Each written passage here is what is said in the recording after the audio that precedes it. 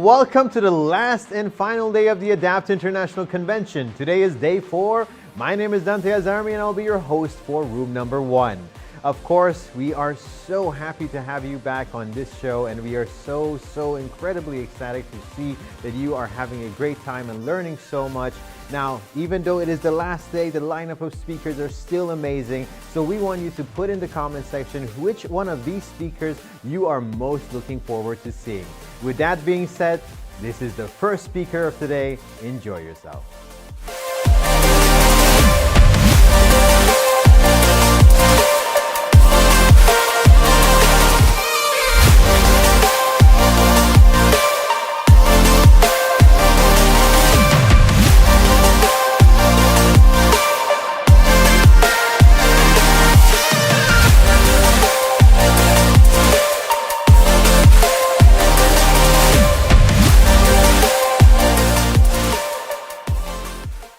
Hi everyone.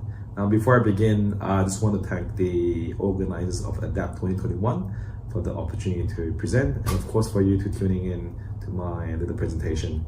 My name is Billie, and I'm the Managing Director of Excel Group, a property development and project management company based here in Perth, Western Australia.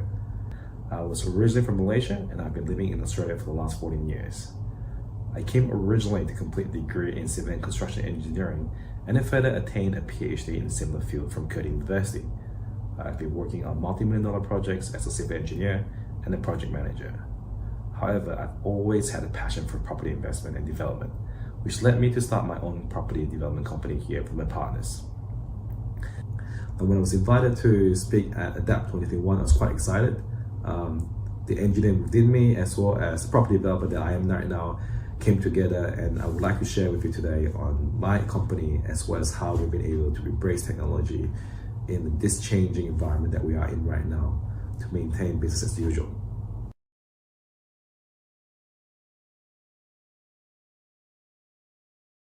Before I go on, I'd just like to share a bit more about Excel Group. As I mentioned, Excel Group is a property development company based in Perth, Western Australia, founded by myself and Albert Koh, my business partner in Malaysia. We have since then grown the company to about 40 strong, with offices across Australia and Malaysia, and partners in the wider Asia Pacific region. We're currently working on 15 active projects with a gross development value of more than 1 billion Australian dollars. Our motto is "Together we grow." This model underpins our vision and our mission, which is to work hand in hand with our partners and stakeholders for mutual outcomes. Several of our key projects include the following.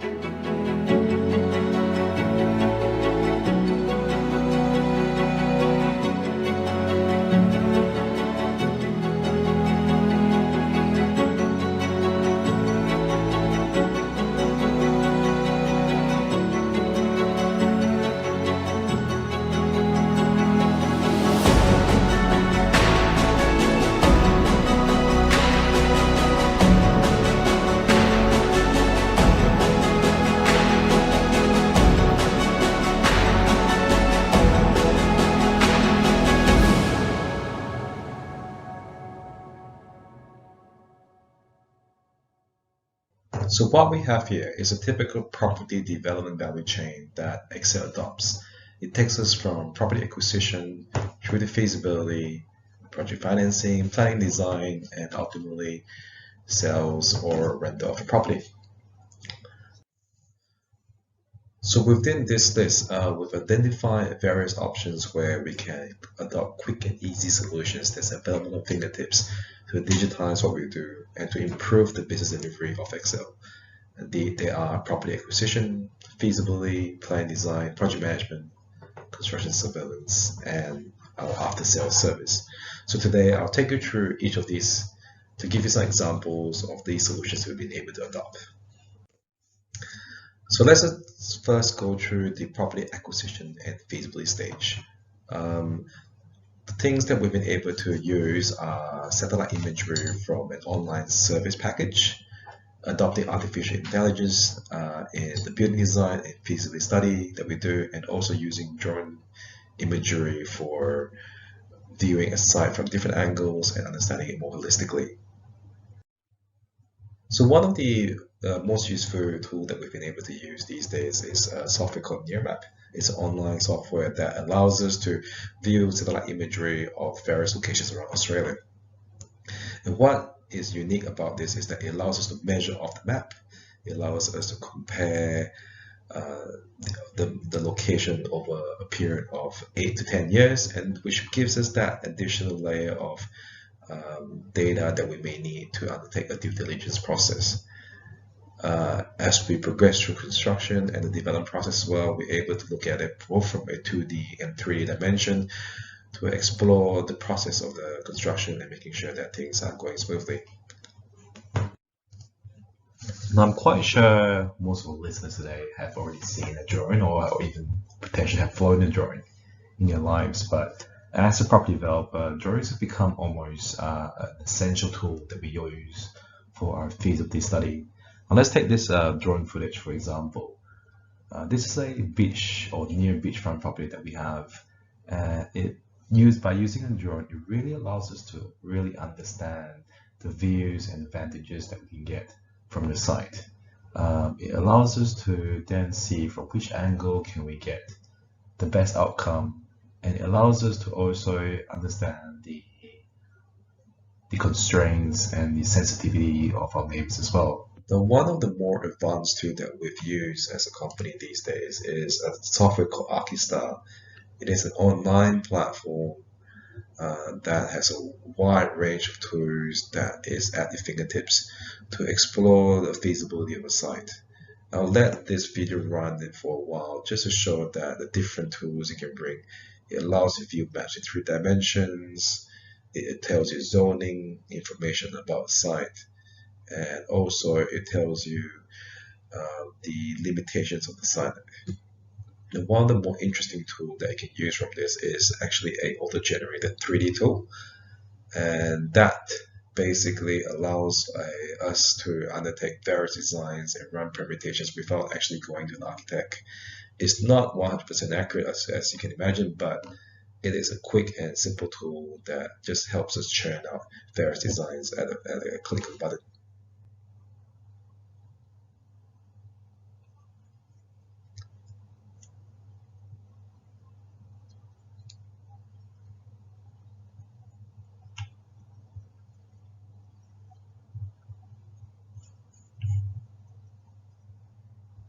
Now, other than the sort of feasibility tools I've shown just then, once we get past the stage of feasibility, we start looking at how we run the project and to make sure it's delivered on time and on budget.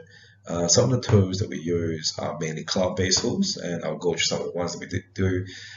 But more recently, we've been installing real-time site cameras as well, and also undertake a lot more virtual teamings across different countries and different teams. Now, these are the set of tools that we have used as a company to run our projects. Xero being an accounting software that provides transparency to all our stakeholders and partners. Procore, a project management software that deals with progress claims, payments, variations to contracts and site instructions, and even just general technical queries that goes through. ERP is a software that's adopted by our Malaysian counterpart as well, which again is a whole environment of software packages that helps to bring everything together. Beyond that, I think we're all very familiar with Zoom, Nair, which I've gone through just now, and HubSpot, which is a CRM software. So all these tools are actually all online, and it gives us quick and easy solutions to help run a team under in different environment. No longer are we bound by having a need to fly to a certain place to meet people. It's all just a click of a button and we're on the meeting. We can start sharing ideas using Procore and even capturing a lot of our latest design or latest updates on progress of the site using Nair. So this is a example of a real-time time-lapse camera that we install on site. I can log in anytime, anywhere in the world to explore what's happening on site. And from these as well, we'll be able to extract like time-lapse videos for the project, and also use these videos to make comments or to my construction team, and to make sure that inclement weather is captured correctly and progress is progressing as it should. It's also a good tool for sales, and I think as a buyer from an overseas country, we usually can use this sort of software to send them updates on construction and give them first-hand view of what is actually happening on site. Of course, virtual teaming as well. So we've been able to organize a lot of virtual teams through Zoom. We've got a team across Australia, from Queensland, New South Wales, and even some Malaysian counterparts we dial in every now and then. This is just a typical collaborative meeting that we undertake. Now, one of the more interesting things that we've been able to adopt as a company is also looking at some of the tools that we can currently use in the sales and marketing process. As a company, we undertake a lot of international sales expos and international events. With the inability to travel, we've been able to use some other interesting tools, as we show in the following slides, to sort of achieve the same outcome. So this is actually a virtual expo that Excel participated in Taiwan recently. In this event, we've put out posters and videos and even some information about the company to market our project to Taiwan. It's a quite interesting approach because we'll be able to actually have an online presence and allow people to walk through our booth virtually and find a bit more about the company. And of course, we're all familiar with the online presentations that are undertaken by IQI as well. They're just a good session where you're able to interact with a presenter and you're able to talk to someone at almost anywhere in the world and understand the project firsthand. What we've also been able to do is to create a virtual display suite.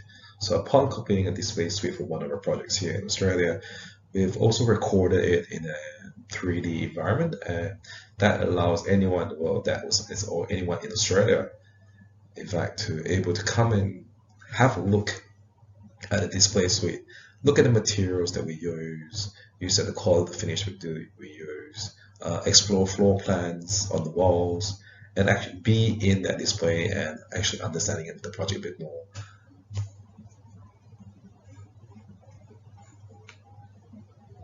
This is an online service that we're currently using for our contract signing process. DocuSign allows buyers, lawyers, and anyone that's necessary to view a contract be sent a contract virtually, and all they do is log in and just click through the contract to put in their names, their signatures, their titles, and dates.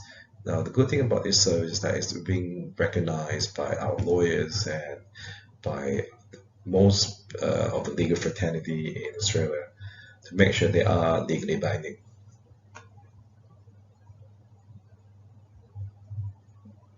Now, beyond the development process of a developer, we've also been working with our property managers and strata managers to provide a better after-sales service for our buyers as well. This means undertaking strata services through an online portal and also property management through online portals as well. These are examples of strata services that can be accessed through online websites, MRA Real Estate Software, and Stratify. And what they do is, as a owner of a property in a strata title unit, we can start lodging maintenance requests. We can look at our strata fees, our strata statements, and make sure that we are paid on time, all through an online platform. No longer is a need to pick up the phone or try to wait for letters to be sent through. It just makes the entire process easier. And likewise, from a property management angle, if you're a property investor with multiple properties in Australia, what we have been using these days is a software called Property Tree. It just gives you a quick and easy platform to understand all you need to know about your property. So in closing, I hope I've been able to share some brief and quick, easy solutions that we can use to run a property company. There are lots of smarts out there these days that we can adopt and be able to create value without changing too much of how we operate. It's really just replacing day-to-day operations with quick and easy solutions that are readily online. I hope you've learned something today. It is a very simple presentation. I look forward to sharing more in the future. Thanks.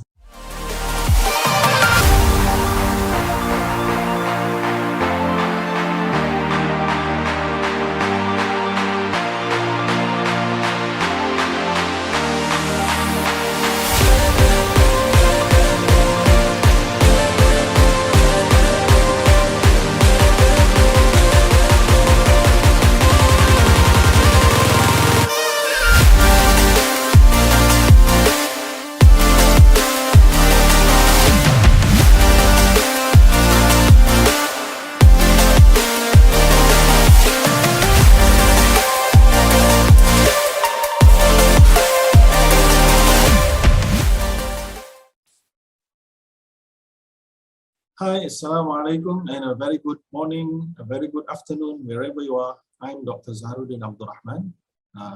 Currently, I'm a founder of My Class Technology Private Limited, based in Malaysia. However, we are targeting to expand our business to Southeast Asia, where we think that the digital technology could offer a lot more, and surely a borderless reach and spreading the benefits across the globe is also doable via the digital technology. So our company, My Class Technology, we have developed several web app and also mobile apps, where the services that we are offering to our users at the moment is actually to cut the distance between the learners and the teachers and trainers. So it is not only limited to school subject and school type of lessons, but also encompass the school subjects to professional learnings, private learning, sometimes related to the public subjects and general subjects such as sports, cooking, planting, and many more. And also we offer lecturers at the university to enrich their knowledge to the general public via our platform. So what we are offering, if I can share with all of you, is this.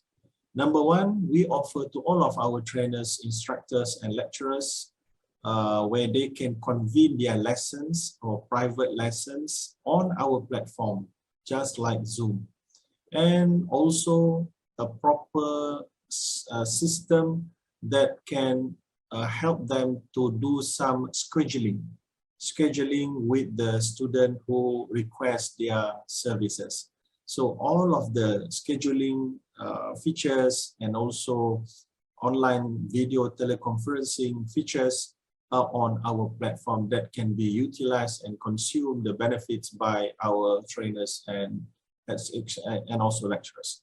Number two, not only confined to lessons and tuition type of apps, but we are more than just trainer student type of service.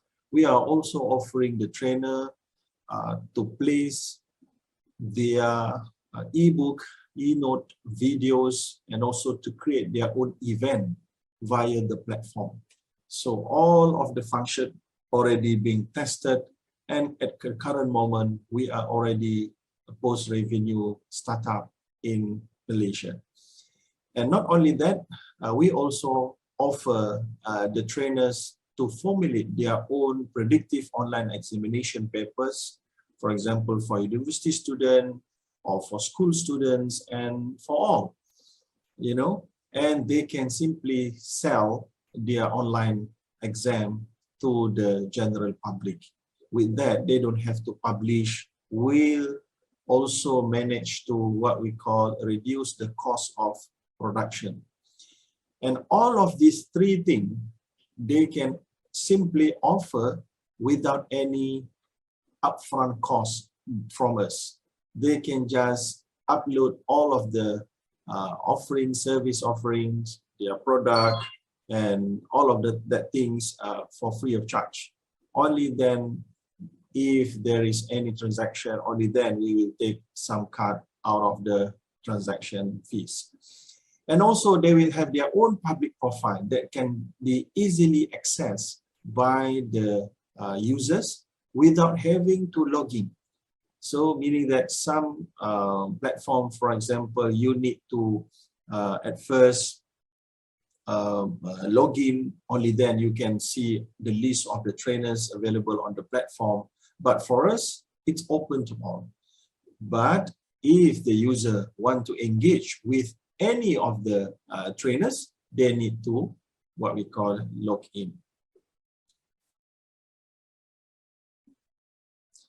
And then the last function that can be enjoyed by, so the last features that can be enjoyed by trainers is to create their own events.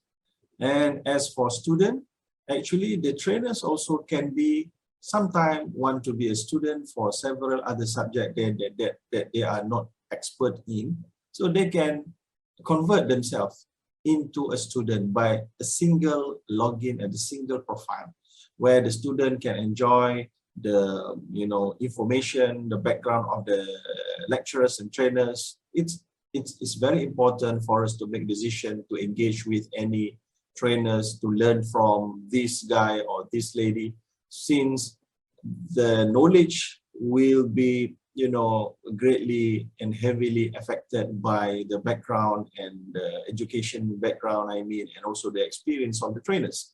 And also you can select the quality product and give ratings, and also very easy in terms of scheduling and location based, and also make easy search.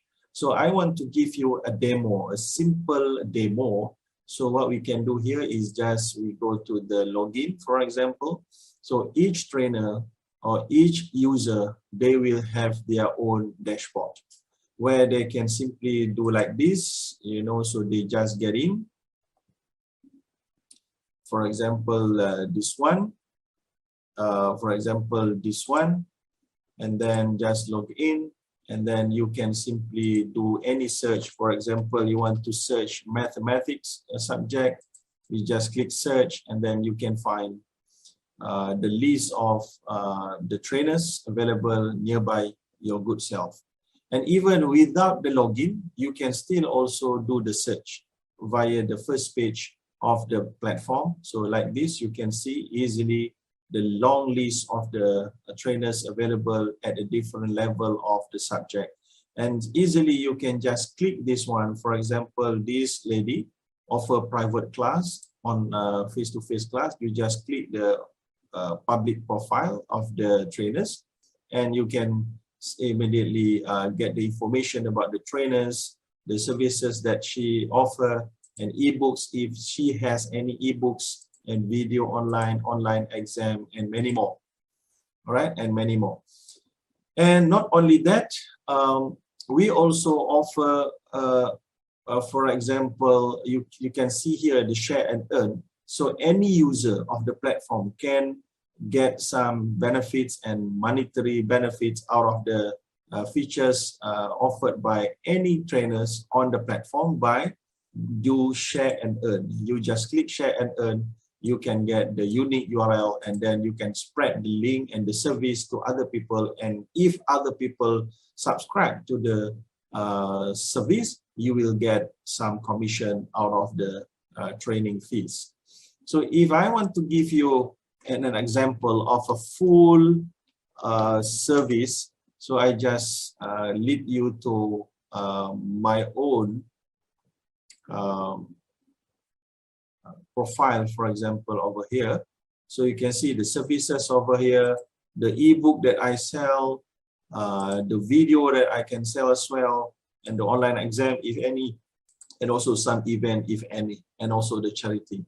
So you can see, and also you can just click here and then you can see many more features that you can simply explore by your own self. And not only that, we also provide short courses for, for anybody. Just like here, you just go to the short courses. And then after clicking the short courses, it will bring you to the special page of short courses page, where you can find any subject that may interest you and you want to attend the class. Maybe the class is 2 hours to 20 hours. It depends on the content creator. And then at the end of the lessons, you will be awarded with a professional certificate by the content creator and our platform. With that, you can add in your CV and your resume. And not only that, you can also increase your understanding and skills with regard to the topics. For example, over here, you can learn about you just click there, you just click to English, so you can see here, create professional slide with Microsoft PowerPoint, and then you can learn about the data science, and then you can click all courses. And you can see the various subject and various type of online courses that are being offered on our platform by various speakers, industrial experts, and also professors. So you can see over here. So with this, it's very easy and lifetime accessible self-paced type of learning, where you can just click here, for example, the data processing. You just click preview this course, and also you can look at the whole curriculum, even though you are still not logging. Just like here, you are not logged in, and you can see the description of the course, the curriculum that you will learn about the data science, pre-processing, data mining, and then the exercise link. And after, if you think that the course suits your needs, you can just click the get course and register automatically. You will be able to access the course videos and notes, if any. And at the end of the lessons, for example, I just give you an example over here. Just click login, and then it will bring you to a very simple type of registration. You need to only insert your username and also your email and password, and username need to be full name, so that the certificate will have your full name on it. So just like here, my name, and then just click login, and you will have your own dashboard as well.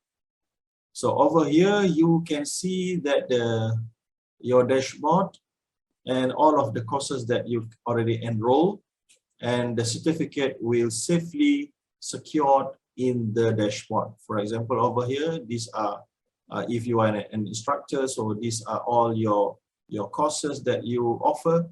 And then if you are a student, you just go here and go to the enroll courses.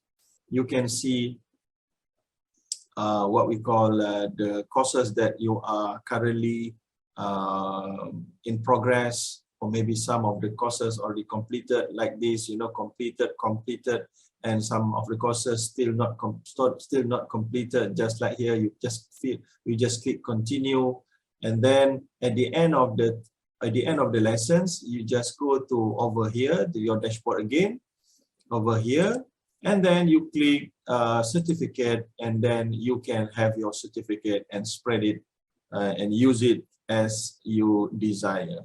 So you can see here, I want to show you the certificate list. And then, for example, over here, you just click download. So the certificate will be appeared on your monitor.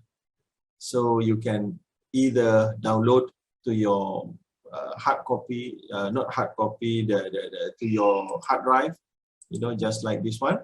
And then you can spread it out, and also apart from the knowledge itself.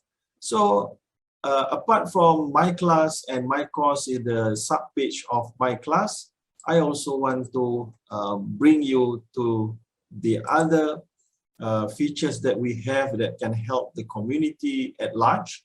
So this one is another features of our program. So just click here, and then you can see that we also just launched our crowdfunding for education. So this one is not open for all in terms of all courses, but the cost should be only confined to education. Be it to assist a student, the needy student fees, or maybe for your school, for your education institutions, for the helping to sponsor the lessons for the needy student. So you can just create a campaign over here, just like this one, create a campaign, and then you can see the description of the program, and also updates from the content, the campaign creator, and then you can just click donate if you want to donate. So all of the receipt will be immediately on in your email. So I think this is actually what we try to do from 2019 until 2021. We are a startup, and we are honored and proud that we already being selected as a winner from the Cradle Fund, and managed to get the Cradle grant from the Cradle Fund of Malaysia. And we thought that we will try at our best to benefit the community, not only Malaysian community, but also abroad, where we think that we want to make learning easier to access and more inclusive, not only confined to those who who can afford the high fees of lessons, but also access. They can also have proper access to the lessons and knowledge. So with that, I think that's all from me. So we hope to see you on board on myclass.com, and also mycourse.my, and also to be our trainer, and also to be our students. And at the same time, we are with open hand, and open heart, we are inviting all of you to give positive inputs to our team, so that we can enhance to a better services to be offered to all of the people. So I think that's all from me. Thank you very much for listening. Assalamualaikum warahmatullahi, and a very good, and thank you very much.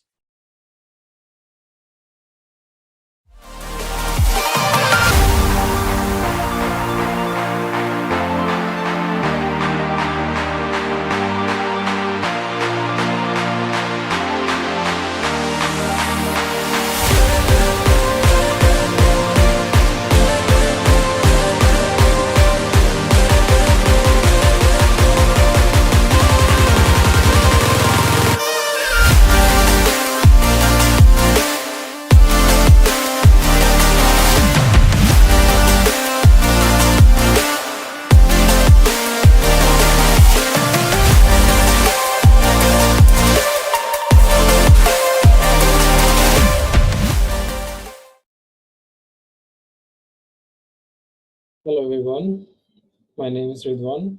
I am from Bangladesh. I am the co-founder and the partner of Studio Threshold, and also working as a professional architect in Dhaka City. So today I want to start my session by asking a question: who does not want to be happy? Probably we could hardly find anyone who does not, right? But are we all conscious enough about maintaining a happy life? Well, as a professional architect who works every day and deals with a lot of people, creating space for them, would probably say many of us does not realize some minor details that, and this ignorance could lead to a disastrous solution in the long term.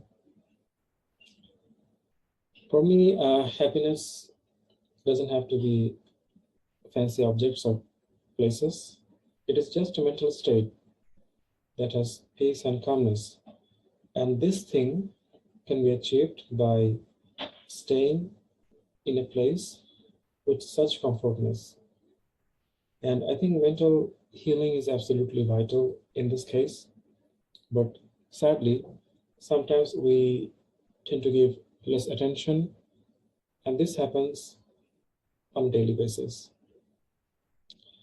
But if you want to stay active and productive at the same time, it is an absolute vital issue we should never ever ignore. You see, modern world is full of competition in every sector, and everyone every day are dealing with this humongous level of workload, and that leaves us stressed out in the end. But I think we could resolve that if we can all come across such solution that heals our mental strains. I can tell you that there are lots of processes we can follow to resolve this situation, but I will just mention some of the factors that I have seen through my experience.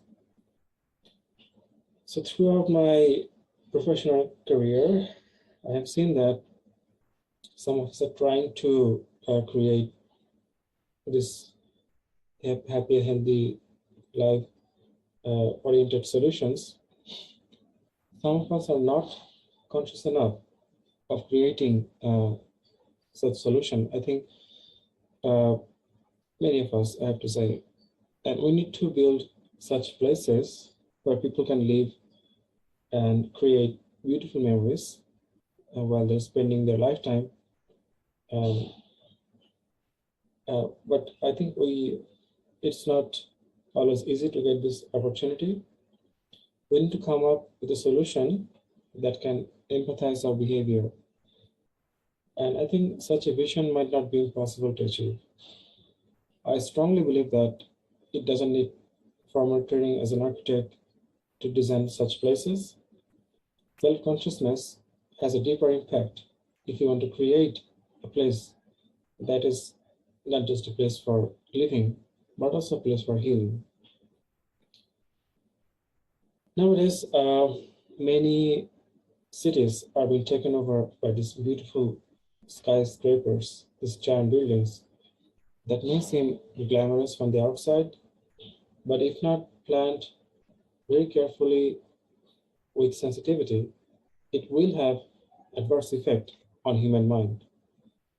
Because as they tend to rise above, the communication with the ground, with the public places, with this whole urban space is lost. And that leaves us people isolated from the ground to the upper levels. And even the compact planning I talked about before makes the situation even worse. And I have to mention that apart from the basic needs of a space, such as proper light, ventilation, this shape, height, whatsoever, this interactive spaces I'm talking about has equally important. This planning pattern will have to be done in such manner that all the neighbors will have the provision of interacting with each other, and that will turn this whole neighborhood, all these floors, will be threaded as a single unit where everyone knows everyone and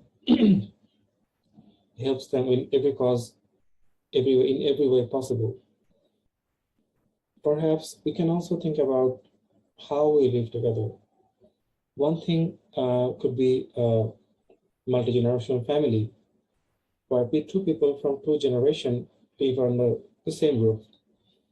And this is quite common in South Asian region, where a person lives with grandparents, parents after turning into an adult. It has a great advantage because this sort of family structure has mutual caring and support.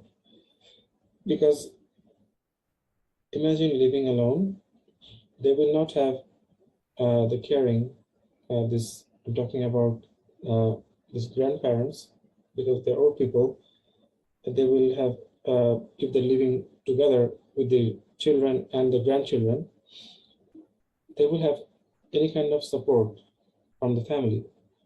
They don't have to look for help from the outside. So this mutual caring is an absolute vital thing if you want to talk about mental healing or stress or depression, because feeling of loneliness leads to those problems. But if you are living all together, you will be less likely to face this problem. And also, the grandparents, as they retire from the profession, they can also spend time with the grandchildren. Also, they can share their wisdom, their whole life experience. That can be also a learning medium for the children as well. So, and also one other factor is that they can also share their household, and even I'm talking about the finances and all other things can be divided in half when they're living together. Also, we need to think about these interactive spaces while we're designing our home. And while we're giving the emphasis on the internal layout, this interactive space with the neighbor will have to be given as much as important as we are laying out this internal room layout. And I do believe that it is now important more than ever, as we're frequently facing this pandemic situation and don't even know when there will next lockdown. We have seen the working from home during this lockdown. This turns the situation even worse, as we have to isolate everyone from everyone, and we have to stay within 4 walls. We are not allowed to go outside to meet with our friends and colleagues. And this leads to further mental health and depression. We should all be aware of the fact that all of our living units has such quality of healing for all those mental strains I've talked about before. And I know it's not going to be very easy to provide such opportunity during the planning, but if properly incorporated, I strongly believe that they could lead to a provision to build up a happy community and thus creating a happy society. And as our mental health is equally important as a profession, if we give enough focus on creating a balance in between, I'm pretty sure that we will find lots of solutions during the process. So lastly, I would like to thank you everyone for listening to my whole speech. And I would like to thank ADAPT Convention to give me this opportunity to share this topic.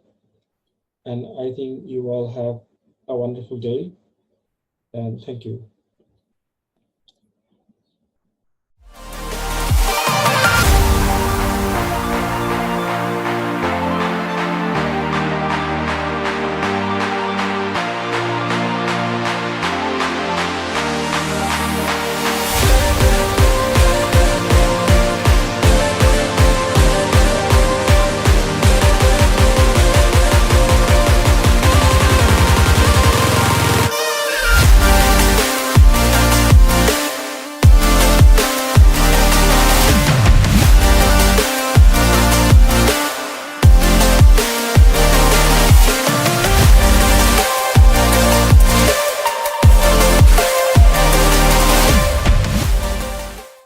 Hello， 大家好，非常高兴在线上又能跟大家见面，同时也非常高兴主办方的邀请，同时祝贺我们2021全球科技大会圆满成功。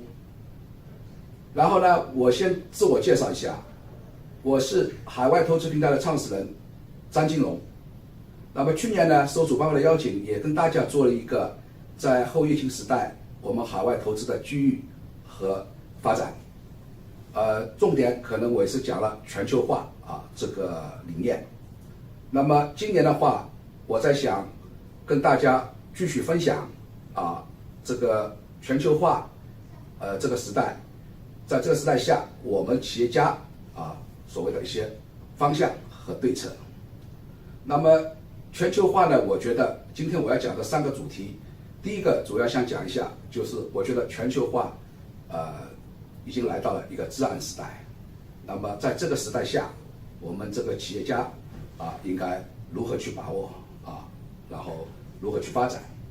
那么大家也知道，在这个乐清时代我觉得现在乐清的发展比我们全球化的发展还要快所以说乐清给我们带来很多不确定的因素，也让我们的企业受到了很多的冲击包括方方面面的，比方说像今年我们国内也出现了限电那么也出现了很多外资企业撤出撤回到自己的国家，所以说这些都给我们带来了一些全球化带来了一些限制，我觉得。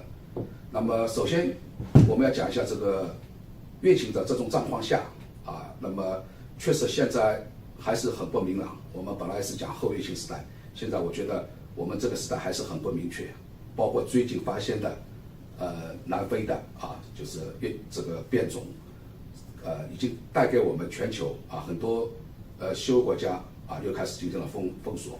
那么我们亚洲这块主要是日本全面的开始封锁，所以说这块还是给我们带来很多不确定的因素。所以说大概据我现在了解的最新统计的数据，这个数据大概应该截止在10月20号，那么全球大概得新冠的感染的有2.5亿人次，大概占了我们全球人口的大概是在2.3%，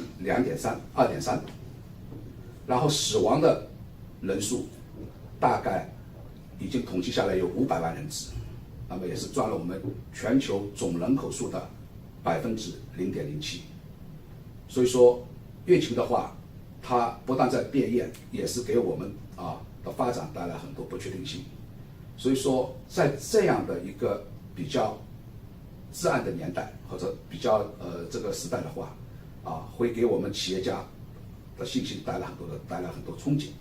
这个我觉得是需要我们企业家去考虑我们下一步我们的对策，我们的策略。那么从以往的历史来看的话，实际上也是发生过很多次类似瘟疫的这种现象、这种情况的发生。所以说呢，我觉得作为一个企业来讲的话，我觉得还是要有远见那么在这个不确定的因素下，我们首先要稳住自己。我觉得我们应该站在某一定的高度去看待我们企业的发展做出我们自己的这个规划。那么尤其是我觉得我们企业家还是要回到自己的初心就是说我们的创立时候的初心然后我们发展的规划这样的话，我觉得我们才有当中去取得一些机会，能够帮助我们能够胜利度过这个难关。所以说这是我在讲这个全球化的这个目前的这种状况。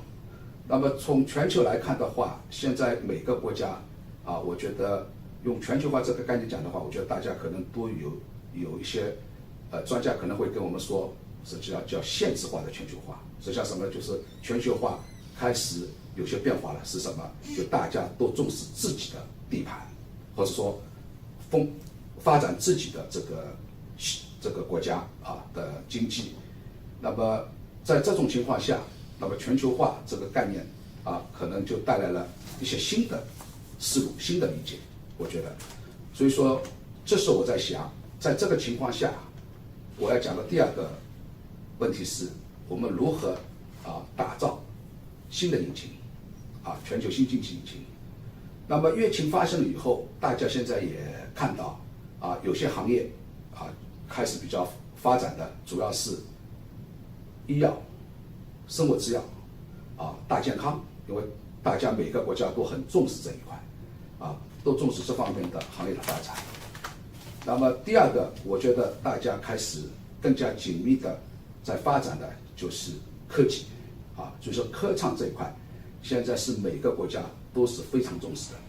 那么尤其是大家比较重视的板块，我觉得从人工智能、大数据量化科技之类的这些都是怎么讲？就是说大家每个国家每个地方都很投入大量的资金、人力物力去做这一块，就科技的发展。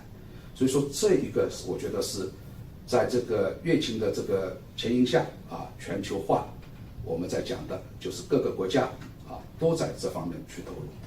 那么美国也是拜登时代也是投入了很多那个资金，是吧？去鼓励技术的发展。那么包括也是希望他会把自己的产业链进行打造、重新塑造。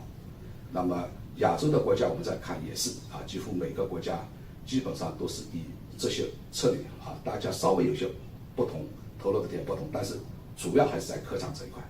在科创这一块大的板块上，我觉得大家都投了很多。那么当然中国也不例外，因为中国在疫情这个期间，可以这么说，在全球上它也是比较领先的它对这个疫情的管控实际上我觉得实施的每个国家是可以学习的地方因为我们中国因为人口多所以说呢管理上可能它难度更大，所以说中国出了一系列的管控的措施。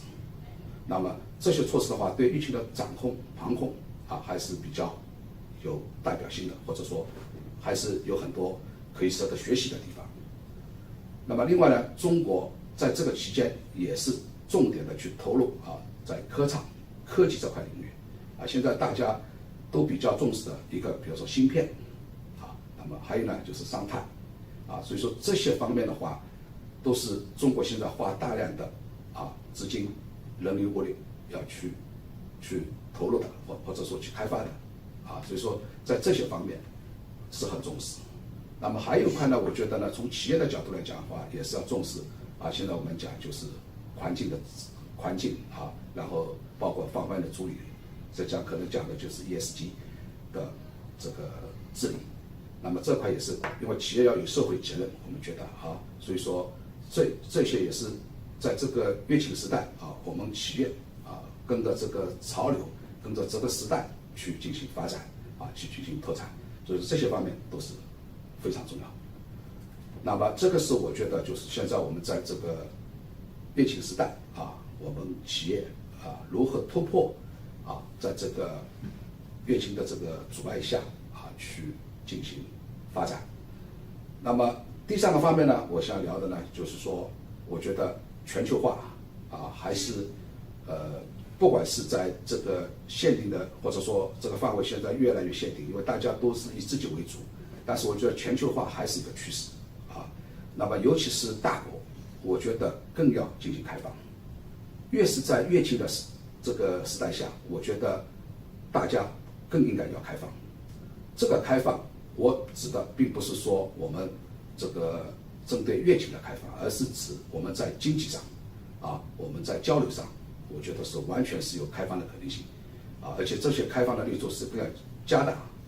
那么虽然大家每个国家我觉得尤其是有些国家，因为我觉得主要是对西方国家，主要是对我们中国的发展还不是太了解或者还不是太清楚。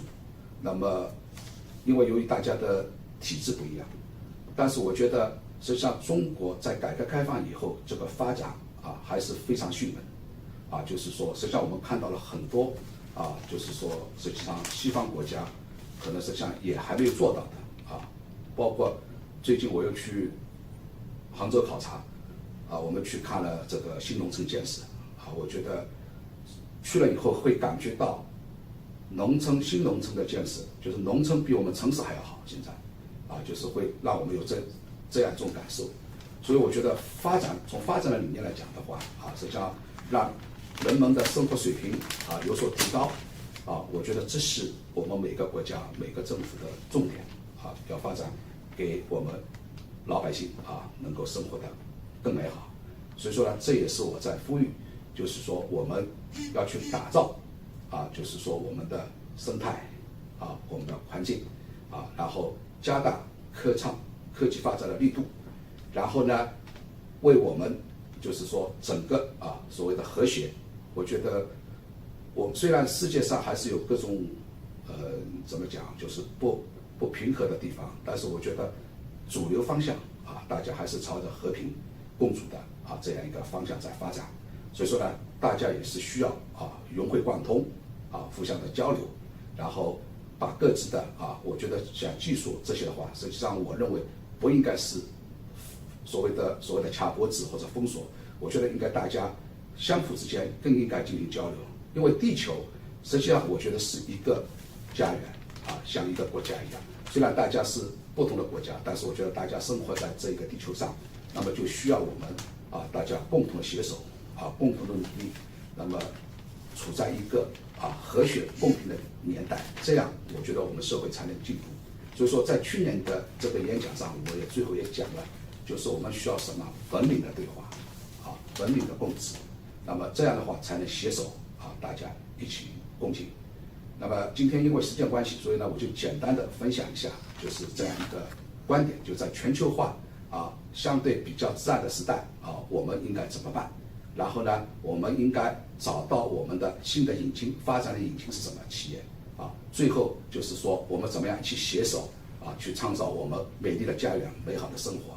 那么最后我还想说一下，就是说在我的背景板上有我们海外投资平台的公众号和我们海外投资平台的微信号大家如果觉得可以的话希望可以关注，那么也可以有什么问题或者有什么不清楚的地方，我们可以在微信号上可以进行相互的沟通。最后再一次感谢主办方感谢这个全球科创大会希望明年有机会能再见，谢谢大家。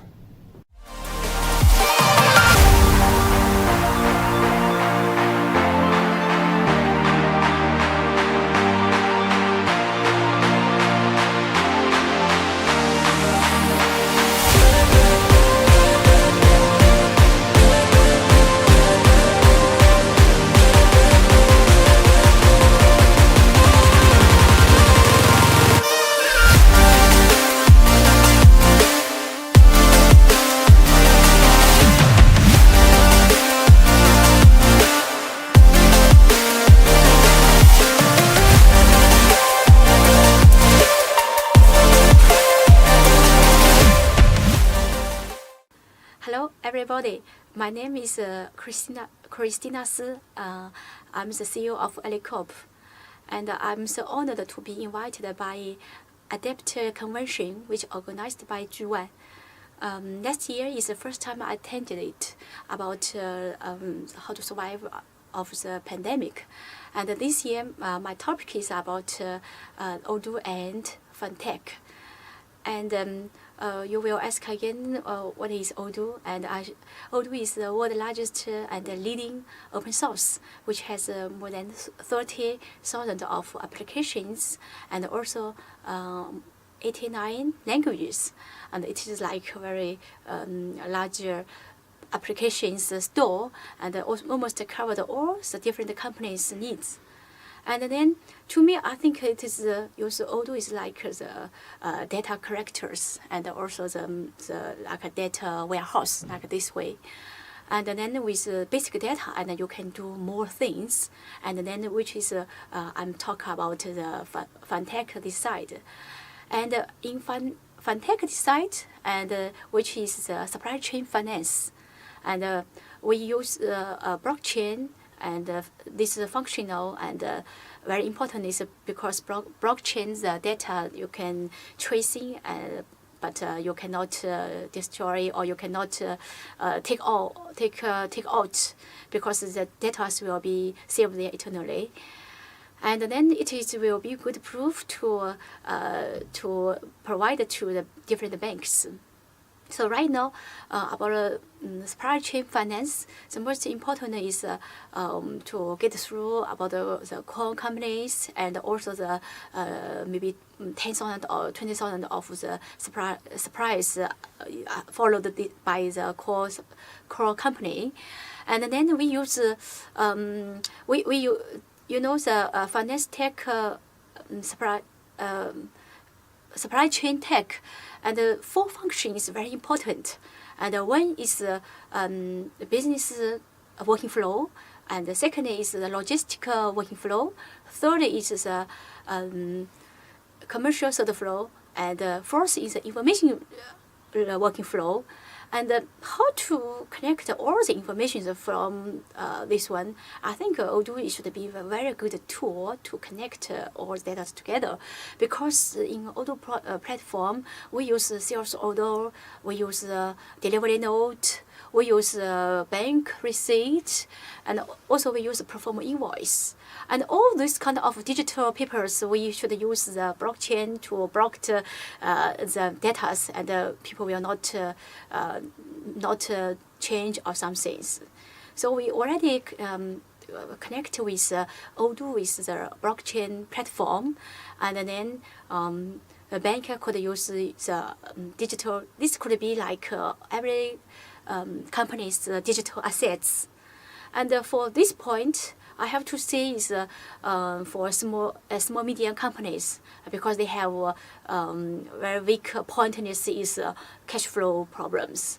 And most of the banks, they prefer the big companies, and they prefer the government companies because they are credit abilities so strong, and they have no worried about how to get back the money back. But for small SME, it is very difficult because they don't know today it existed, tomorrow maybe it's gone because it's too small. But if they have my systems like this finance tech, this use Fintech, this technology, and they use my platform, and then to share the banks, I think this is a new good opportunities to small SMEs. And this is a totally brand new, and also need time to test. And to be lucky is we already stepped the first one, which is from 0 to 1, which we already did it. But from 1 to 100, we still need a lot of effort, a lot of time to complete it. But whatever, I think this is a trend, and this is a future, and this is very important to every small SME companies, because this is like a very strong point to help them finance point. So this is my story, and thank you very much to watching. And if you want to, if you are very interested of my project, you may contact us www.elico-corp.com, and have a great day. Goodbye.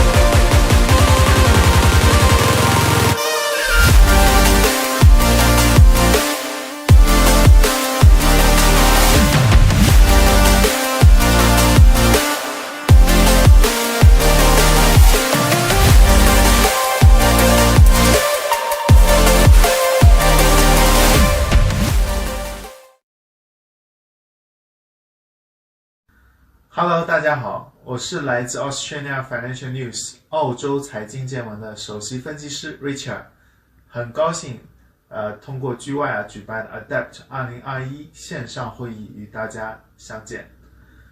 2021年疫情有所缓解，但在后疫情时代，投资环境和政策环境仍然具有非常多的不确定性。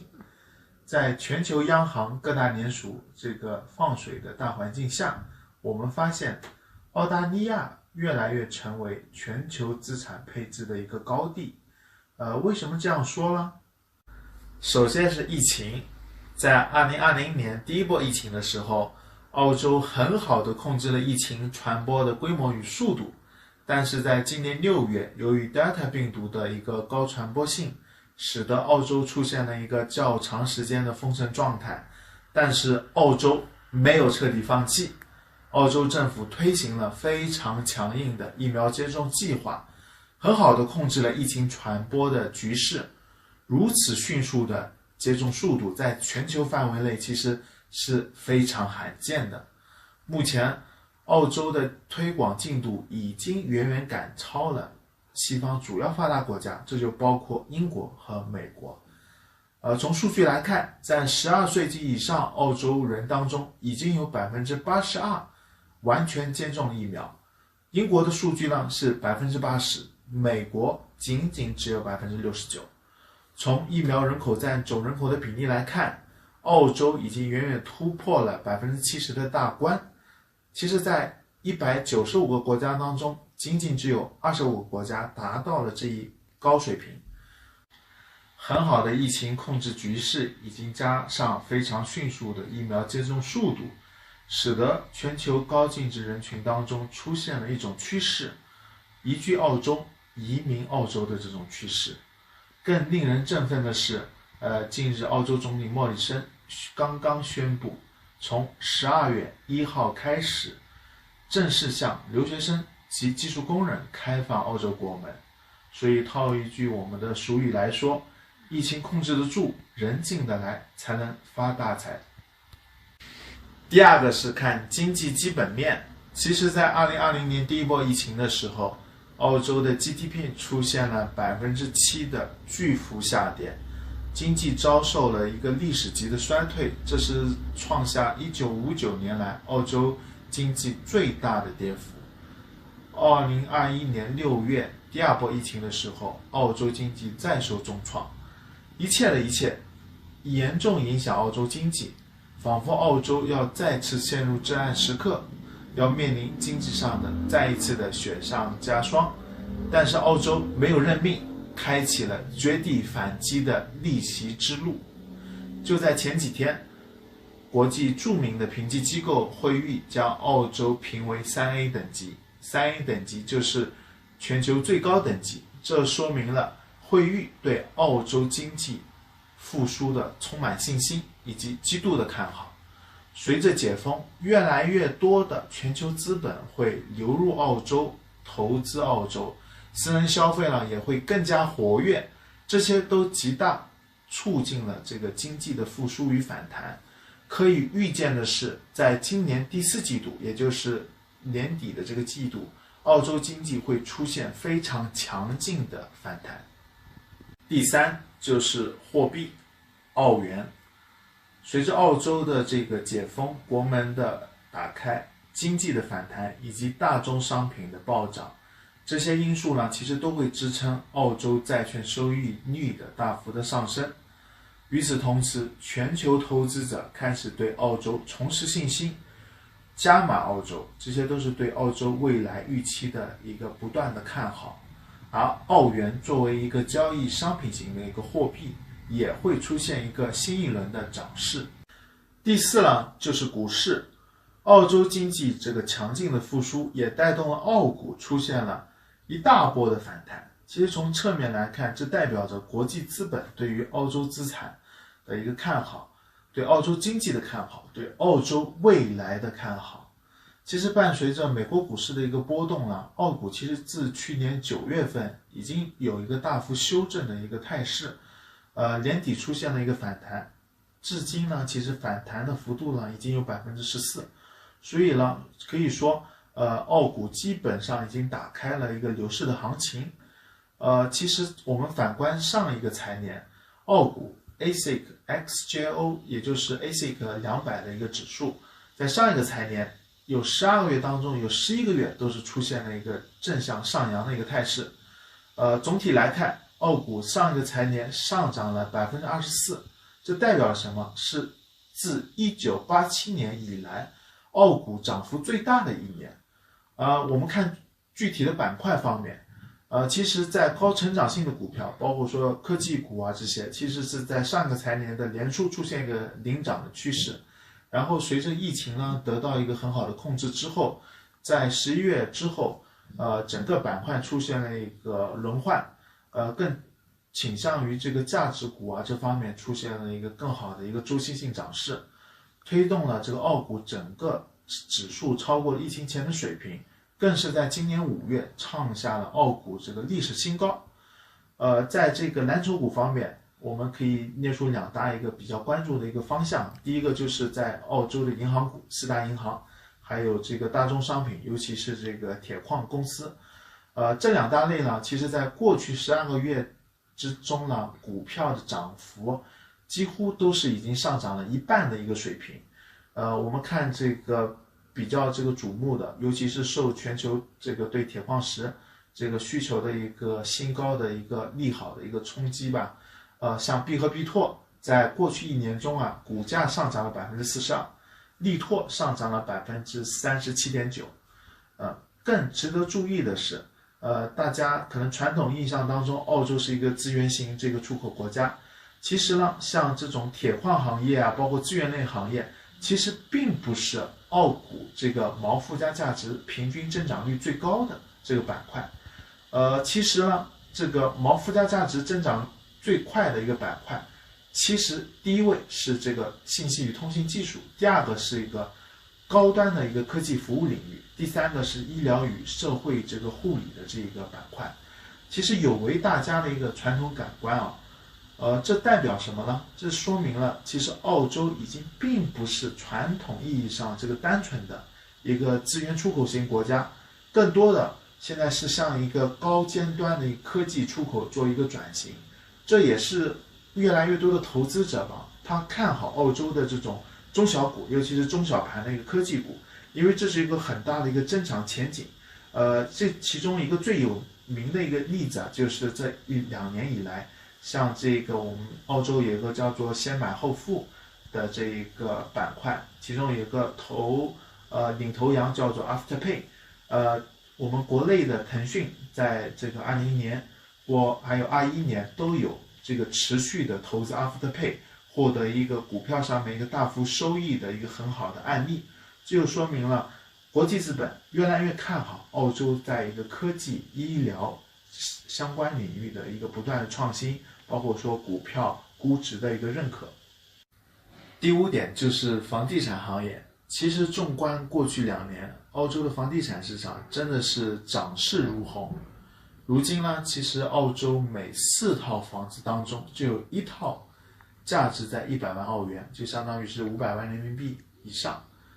据房产的估值数据显示啊，在大悉尼地区其实有52%的房子中位数达到了7位数，即100万澳元。在大墨尔本地区，这一比例呢是34.9%。这样的房产行情呢，其实已经达到了上世纪80年代这个澳洲地产的一个最高水平。其实早在去年呢，我们 AFN 就一直说澳洲的房价一定会大涨。为什么呢？创纪录的一个低利率以及这个澳洲人的一个刚需呢，是一个主要的推手。随着房价大涨呢，这个越来越多的房东啊，从这个大涨中受益。房地产繁荣使这个越来越多的人呢，成为一个新晋的百万富翁。目前呢，大约有1/3的家庭，他们是完全住在自己所拥有的房产里面。许多人因房致富。在2020年1月至2021年11月期间呢，澳洲1套中位独立屋的所有者，他的净资产啊是增加了34万澳元。在墨尔本呢，这个增长的幅度呢是17.4万澳元，这个大概的区间。同时呢，澳洲地产呢出现了2大一个新的热点。第一个就是在高端市场，目前呢，澳洲有27个这个城区的房屋中位数已经达到了400万澳元，就相当于是2000万人民币左右。这样一个区间呢，其实是占了全澳所有这个住房市场的5%，这个几乎是1年以前的这个2倍之多。其实呢，纵观过去的这个澳洲房产的这一个趋势呢，每10年澳洲最昂贵的郊区呢，房屋的这个平均价值都会上涨一个100万澳元。但是呢，由于这个疫情呢，使得最近2年澳洲这个豪宅市场出现了一个异常的一个井喷的繁荣的一个趋势。在豪宅的这个销售量呢，是增长了70%。而在高端公寓这个市场方面呢，销量则是攀升了40%，所以在全球这个资产大放水的环境之下呢，真的是好房难求啊。第二个主题呢，就是出现了一个叫做奥运主题。因为众所周知，在今年的7月21号，布里斯班呢申奥成功了，即将会在2032年这个举行这个夏季奥运会。所以呢，这个布里斯班所属的昆中也出现了一个投资的机会的一个窗口，所以这个房地产市场，包括说这个新兴的这个海外资本，多次打破了这个昆州当地的一个历史投资记录吧，所以也是大家对于这个奥运主题，还有这个澳大利亚的这个环境的一个看好。最后一点就要回归到这个国际关系，尤其是中澳双边的一个关系。其实自2009年以来，这个中国已经超越了美国，成为了这个澳洲第1大贸易伙伴。中澳双边的一个贸易往来呢，其实为澳洲带来了巨大的一个贸易顺差。但是自18年以来，这个由于这个政治经济的相关的这个复杂的局势啊，导致了中澳关系其实是直转而下。过去3年一直有许多的朋友为中澳关系这个前景非常担忧，但是我想说，中澳之间的至少在贸易层面还是保持了一个非常好的一个良性互动。因为据中国海关总署的公布的数据来看啊，今年澳洲在1月到9月对华出口其实出现了一个大幅的增长了45.5%。与此同时呢，澳洲政界还有这个商界也是不断有声音，希望能够改善与中国之间的关系。澳洲其实执政政府呢，也是一改往日的一个较为强硬的态度吧，主动表态，希望能够缓和与中国之间的一个僵化的关系。与此同时呢，澳洲工商业也是不断的呼吁，希望政府有一个积极理性的一个中澳关系的一个政策的方向。更为值得注意呢，是10月1号，澳洲呢承认了中国研发的这个新冠疫苗，所以可以说呢，这是一个非常具有里程碑意义的一个举措。所以一系列的这样一个举动都说明了澳洲呢其实是希望与中国有一个示好，希望能够和中国进行一个正常的经贸往来，希望能够回到这个几年之前的中澳关系的一个非常良好的一个热络期。最后呢，我想说，很多朋友其实一直有个疑问，就是作为大洋洲的唯一一个大国澳大利亚，凭什么能够成为一个发达国家？其实呢，如果您深入的考察了解了澳洲的经济、福利、教育、人文、科技、医疗等方面呢，其实澳洲呢完完全全会颠覆您之前所有的一些认知尤其是在澳洲的一些科技水平啊、科研能力，其实您会发现澳洲完全不逊色欧美的一些发达国家。所以呢，作为澳洲头部的中文财经媒体平台，澳洲财经见闻，欢迎各位朋友有机会来澳洲走走看看，投资澳洲，移居澳洲，我们在澳洲等您。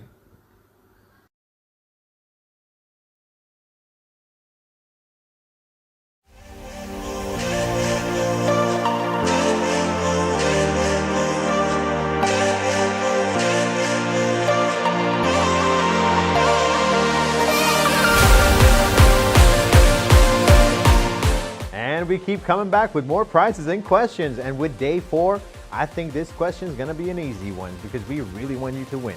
Now, make sure that you scan the QR code on the screen to be able to answer this question.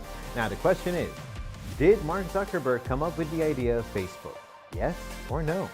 Easy question, right? So be sure to put in your answer, and I'm sure you're going to win. Good luck. Hey everyone, you know what time it is. It's break time. So let's sit back, relax, and take some rest, get whatever you need to eat, and be right back for more awesome speakers.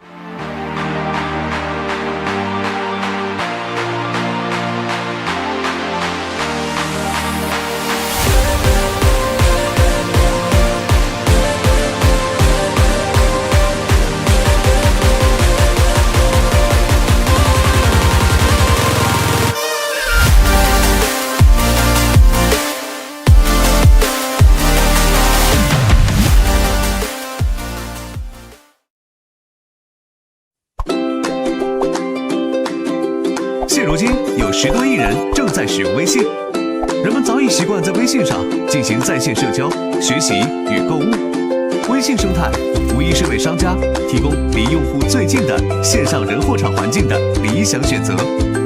所以，小额通能做什么呢？小额通，知识产品与用户服务的数字化工具，在微信生态基础上，为每一个组织打造专属的知识服务平台。让这些组织通过知识和服务持续影响他们的客户、伙伴和员工，同时还能以数字化的方式，从品牌营销、商业变现和用户管理等方面，助力商家达成在线化经营的目标。成立4年时间，现在已经有130万客户选择了小额通，创造出的收益达到110亿元，覆盖终端用户6.8亿人，让知识更有价值。 Today, when I see how far and great the IQI platform is, as a technologist, it's a lifetime opportunity. The idea was to create a platform that helps people to grow. And today, IQI is the platform that connects buyers, sellers, and agents with the magic of mobile, cloud, AI, and data. IQI is the destination to make your dreams come true.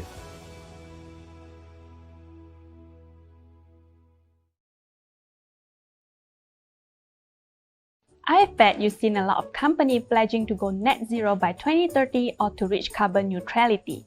But what is carbon neutrality? Think of it as a scale with carbon dioxide emissions weighing on one side generated by the factories, transportation, energy production, and more.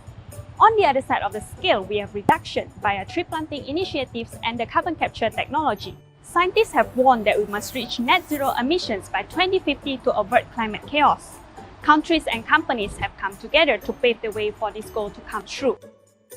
It is easy to neglect with the goal being so far away, but remember, the livelihood of ourselves and our species depends on it.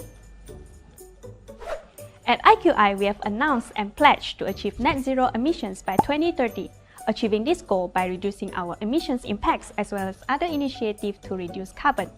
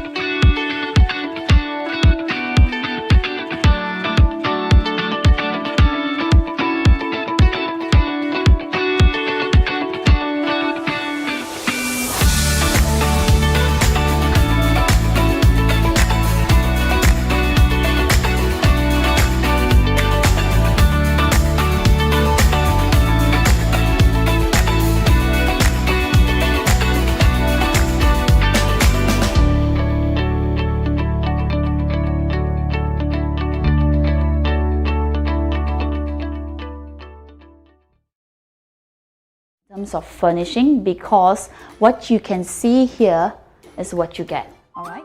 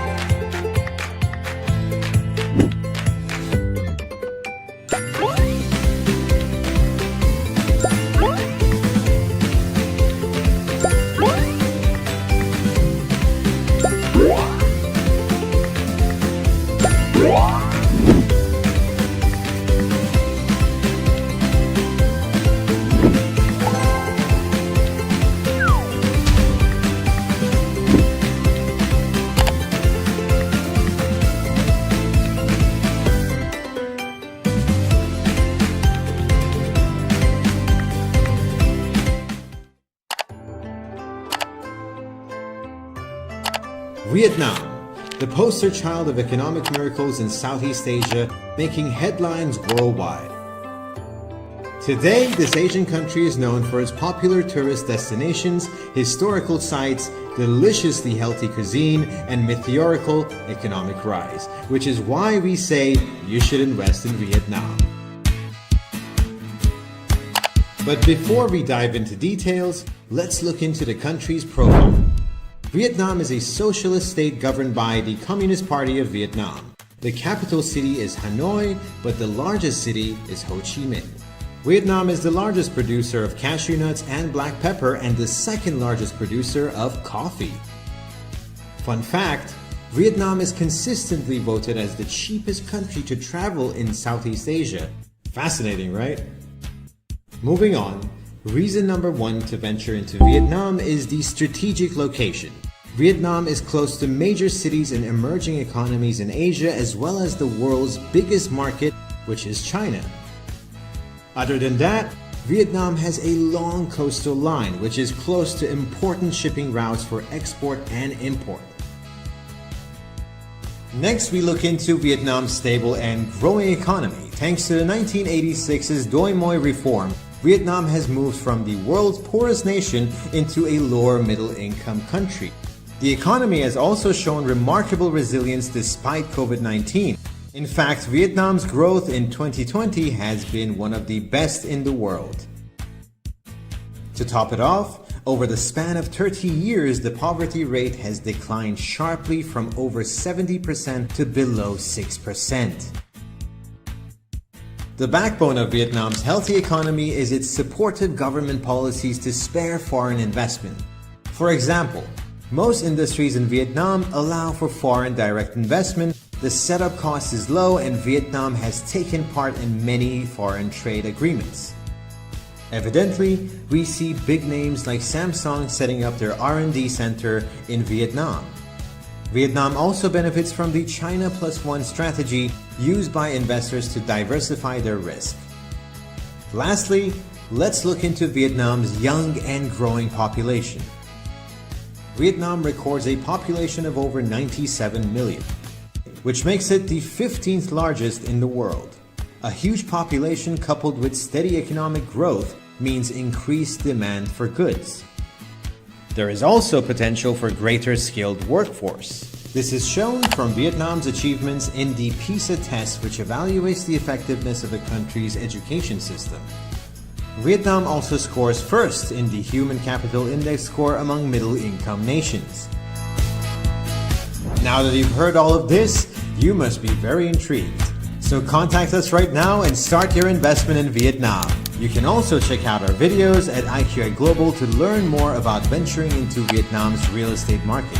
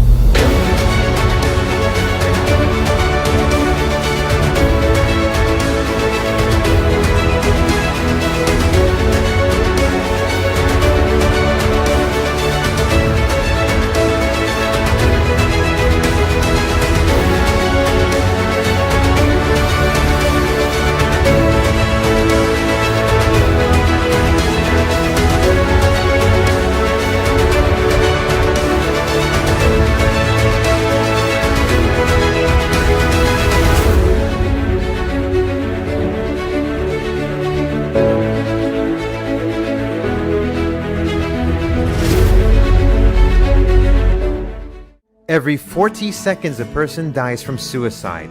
That's close to 800,000 people every year. While effective and proven interventions can be implemented to prevent suicide and the attempt, many still choose not to see mental health as important as physical well-being. Suicide is the second leading cause of death among 15 to 29-year-olds globally.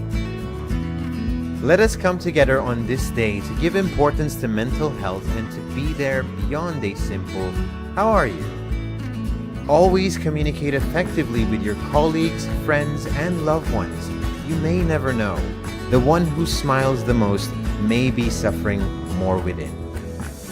Each human is unique in how they deal with internal and external challenges. But one thing is clear, no matter how tough you are, we all need care and compassion. Show those around you that seeking medical attention for mental health is perfectly normal and crucial. Remember, let them know that you are there for them. I am with you. I'm with you. I'm with you. I am with you.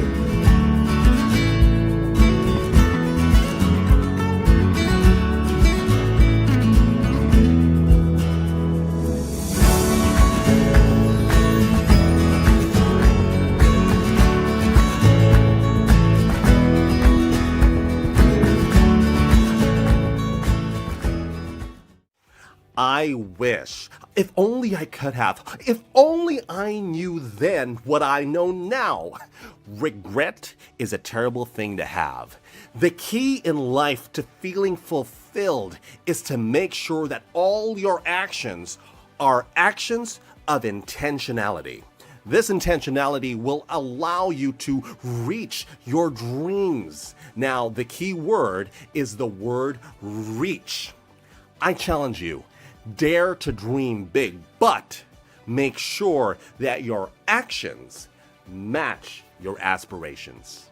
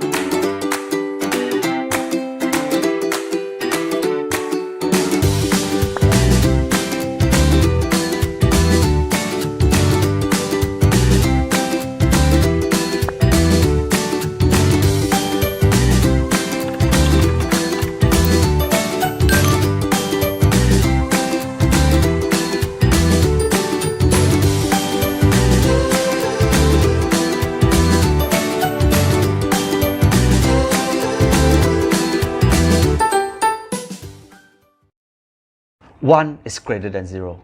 This is a concept that I always live by. People who want to build personal brand always ask me this: how do I get to 100,000 followers? How do I get more people to buy my product? Well, I often tell them this: those people who have built a successful personal brand have gone through a time when no people actually watch their video. Everybody starts from 0, but you always gotta understand this: 1 is greater than 0. For all the video that you have started building when they have not many views, you only need to have 1 view, the right view, who actually is the person of influence, who likes your content and share it, then you reach more people. So always understand this: when you produce content day in, day out, every single day, you are actually targeting to just influence 1 person, because 1 is greater than 0. You don't build a wall by actually building a wall. You build a wall by laying the brick in a nice position, 1 brick by a brick at a time, then you have a wall. Same things go for building a personal brand.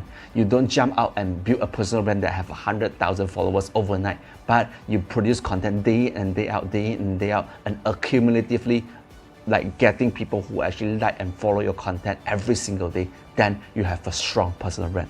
This is the concept that I live by. I hope that this can actually give you the right mindset while you're building a personal brand. Thank you.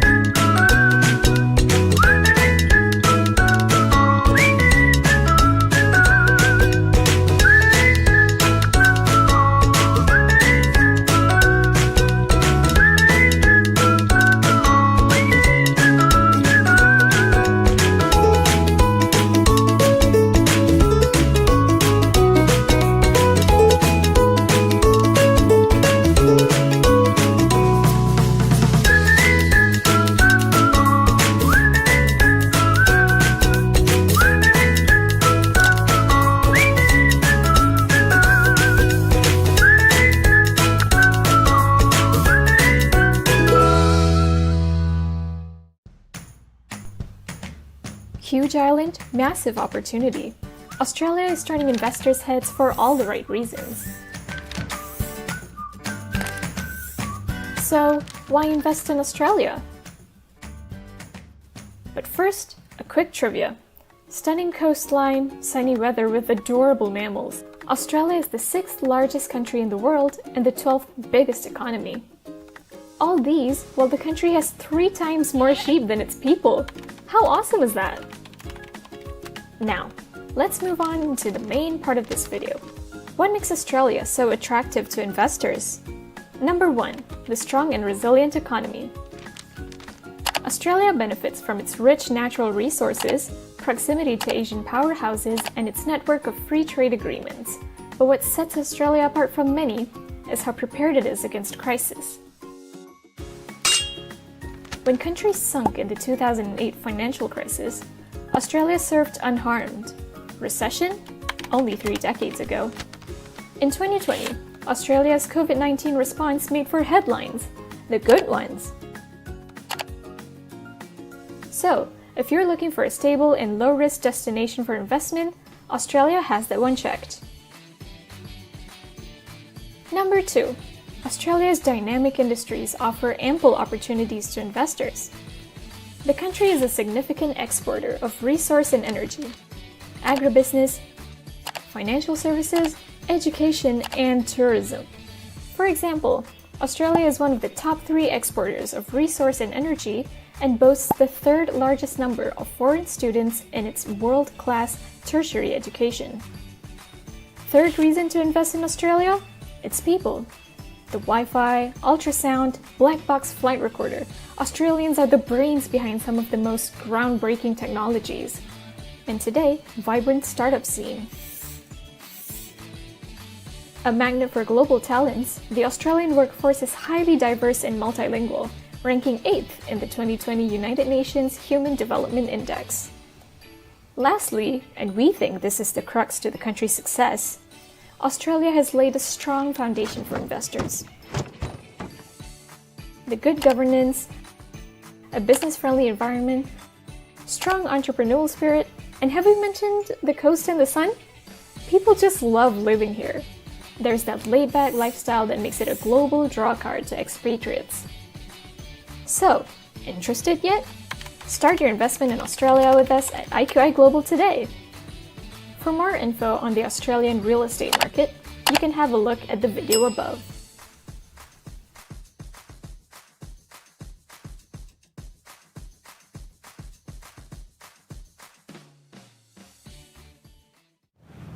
什么？要跳出舒适圈才可以成功？那是以前你一直在听别人讲的。跳出舒适圈非常的辛苦，非常的痛苦，而且你要动用很多的能量。为什么要跳出来呢？各位，舒适圈代表着你现在做的事情非常的舒服。那为什么我们不去思考扩大舒适圈呢？以前我觉得运动非常的困难，在这个 MCO 里面呢，我尝试做了一个改变，每天跑一下步，每天运动一下。那累积下来3个月过后，我从开始的500公尺到现在可以跑8公里。后来我发现到，今天如果我没有去运动的话，那我就处在于一个不舒适的环境里面。从本来做运动是很痛苦的，到现在不做运动是非常痛苦的。各位有没有发现到，所谓的扩大舒适圈，就是把你本来不习惯的事情，逐渐的在每一天一点一滴的在改变。后来你发现到，赚2万块是你的舒适圈；后来你发现到，学习是你的舒适圈；后来你发现到，过上好的日子是你的舒适圈。你好，我是 Chen， UIPI 的集团副总裁。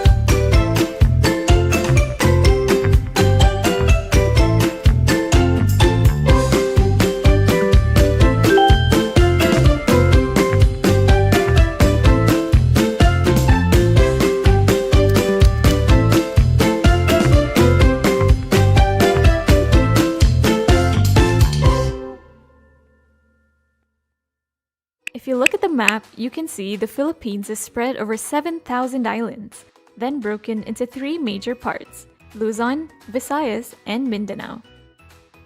This archipelago is home to over 100 million people, making the Philippines the 13th largest country by population. Isn't that awesome?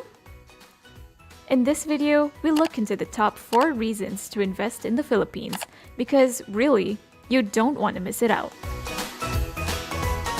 Number 1. The lucrative BPO market. Business process outsourcing is one of the 2 primary legs to the economy next to remittances. Computer programming, copywriting, accounting, the BPO industry covers a vast array of jobs. In fact, it contributes over $26 billion to the economy in 2019, and now around 12% of the global outsourcing market by revenue. Number 2.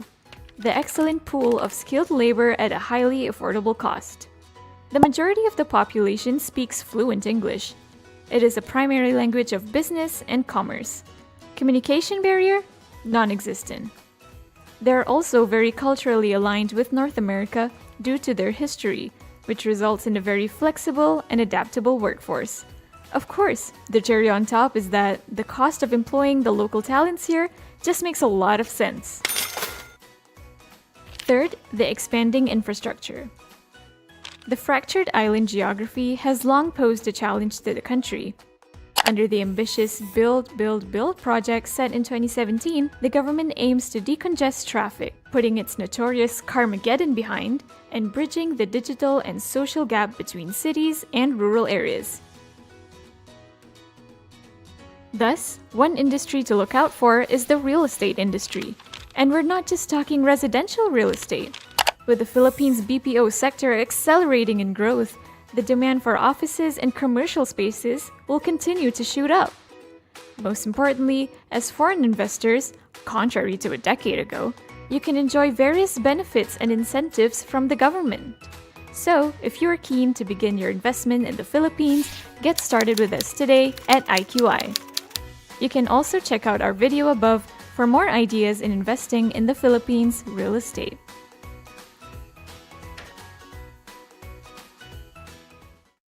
Gen Z, you're not too young for the real estate industry.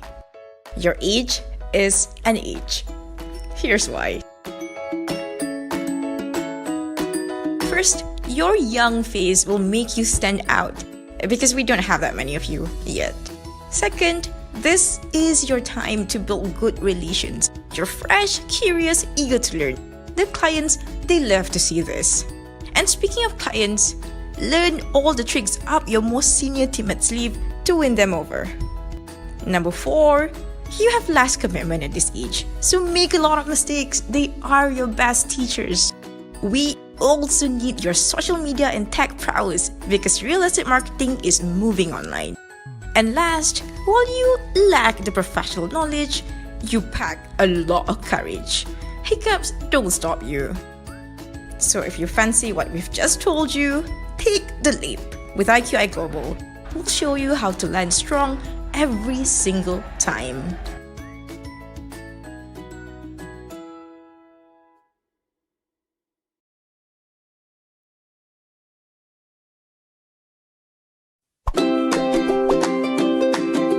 现如今有10多亿人正在使用微信，人们早已习惯在微信上进行在线社交、学习与购物。微信生态无疑是为商家提供离用户最近的线上人货场环境的理想选择。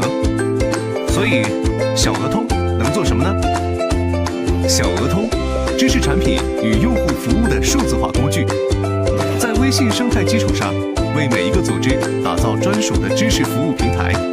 让这些组织通过知识和服务持续影响他们的客户、伙伴和员工，同时还能以数字化的方式，从品牌营销、商业变现和用户管理等方面，助力商家达成在线化经营的目标。成立4年时间，现在已经有130万客户选择了小额通，创造出的收益达到110亿元，覆盖终端用户6.8亿人，让知识更有价值。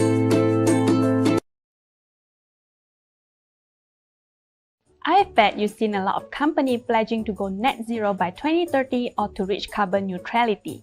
But what is carbon neutrality? Think of it as a scale with carbon dioxide emissions weighing on one side generated by the factories, transportation, energy production, and more.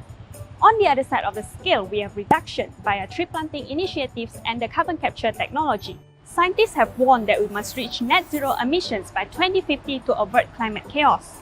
Countries and companies have come together to pave the way for this goal to come true. It is easy to neglect with the goal being so far away, but remember, the livelihood of ourselves and our species depends on it. At IQI, we have announced and pledged to achieve net zero emissions by 2030, achieving this goal by reducing our emissions impacts as well as other initiatives to reduce carbon.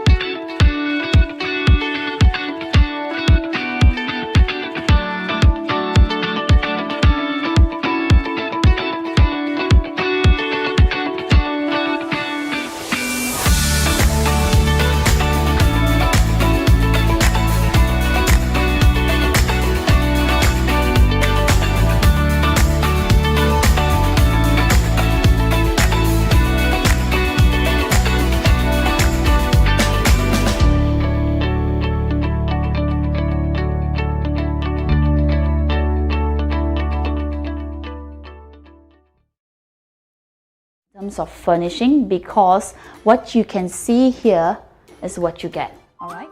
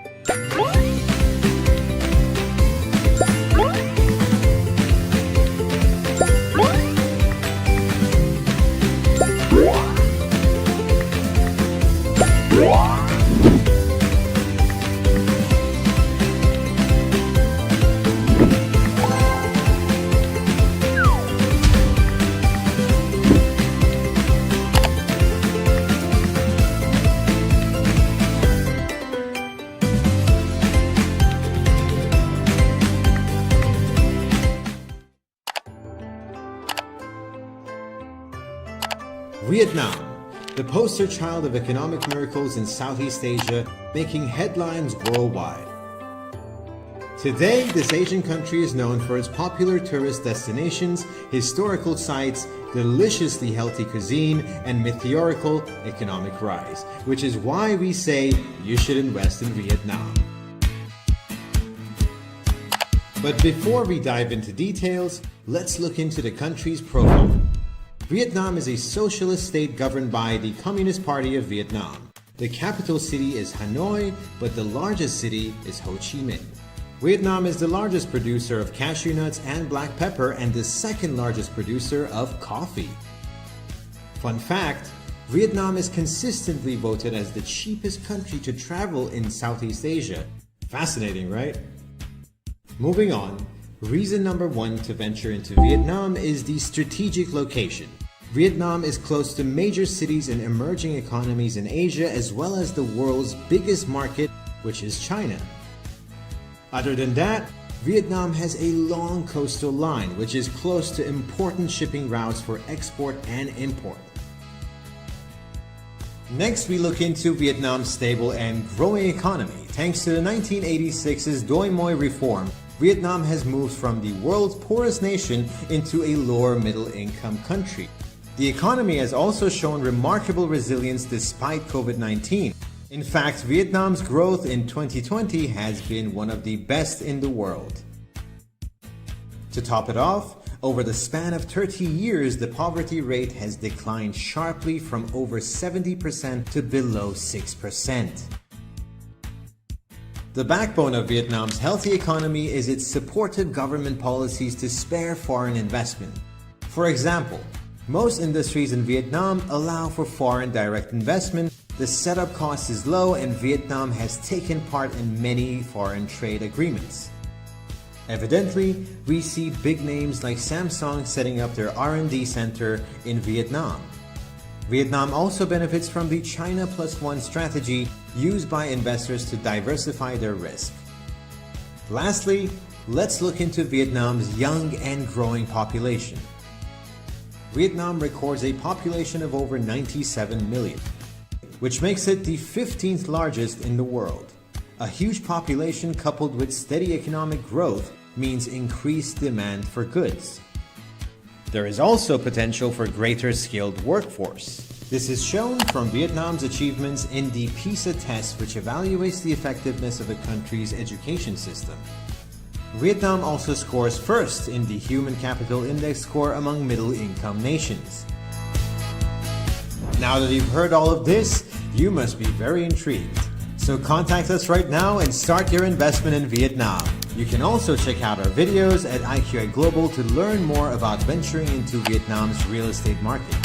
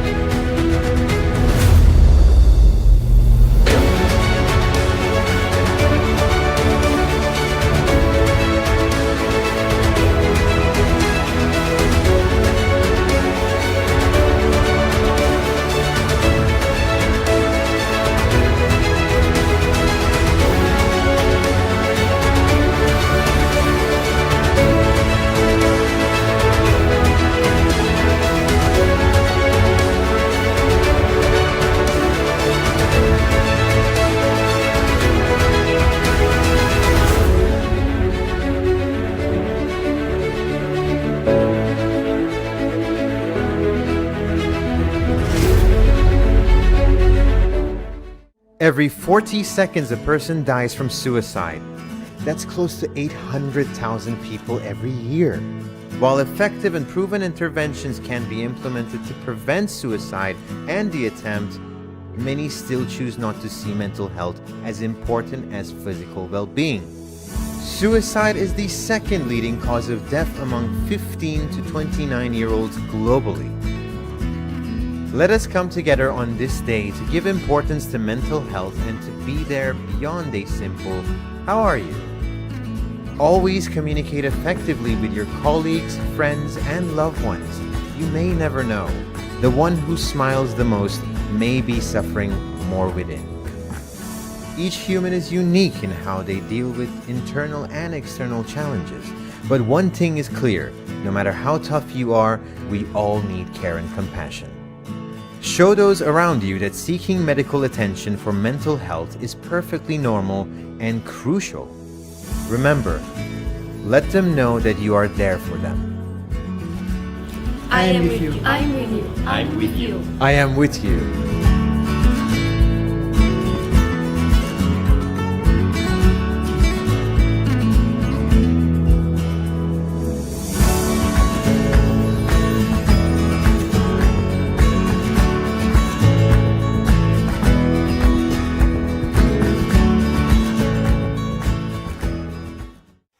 I wish. If only I could have. If only I knew then what I know now.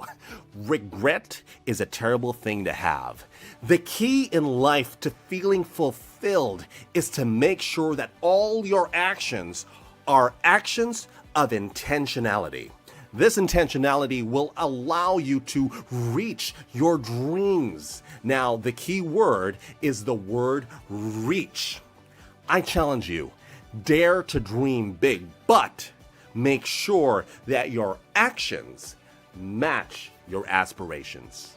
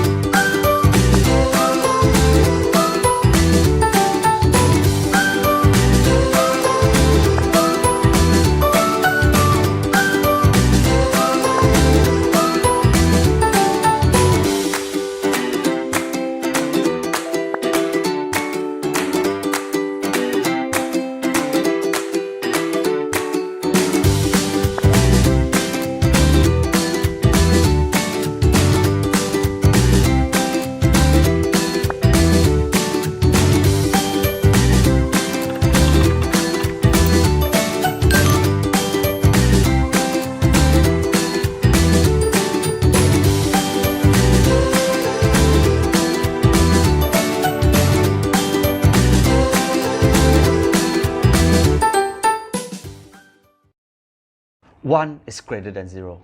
This is a concept that I always live by. People who want to build personal brand always ask me this: how do I get to 100,000 followers? How do I get more people to buy my product? Well, I often tell them this: those people who have built a successful personal brand have gone through a time when no people actually watch their video. Everybody starts from zero, but you always gotta understand this: one is greater than zero. For all the video that you have started building when they have not many views, you only need to have one view, the right view, who actually is the person of influence, who likes your content and share it, then you reach more people. So always understand this: when you produce content day in, day out, every single day, you are actually targeting to just influence one person, because one is greater than zero. You don't build a wall by actually building a wall. You build a wall by laying the brick in a nice position, one brick by a brick at a time, then you have a wall. Same things go for building a personal brand. You don't jump out and build a personal brand that have 100,000 followers overnight, but you produce content day in and day out, and accumulatively, like getting people who actually like and follow your content every single day, then you have a strong personal brand. This is the concept that I live by. I hope that this can actually give you the right mindset while you're building a personal brand. Thank you.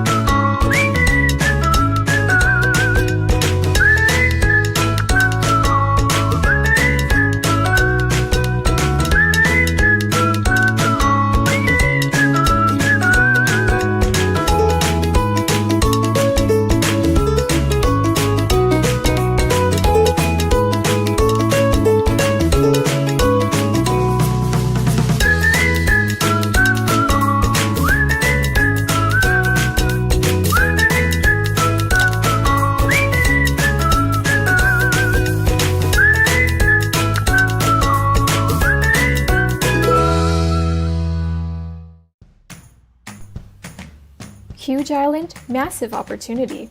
Australia is turning investors' heads for all the right reasons. So, why invest in Australia? But first, a quick trivia. Stunning coastline, sunny weather with adorable mammals. Australia is the 6th largest country in the world and the 12th biggest economy. All these while the country has 3 times more sheep than its people. How awesome is that? Now, let's move on to the main part of this video. What makes Australia so attractive to investors? Number 1, the strong and resilient economy. Australia benefits from its rich natural resources, proximity to Asian powerhouses, and its network of free trade agreements. But what sets Australia apart from many is how prepared it is against crisis. When countries sunk in the 2008 financial crisis, Australia surfed unharmed. Recession? Only 3 decades ago.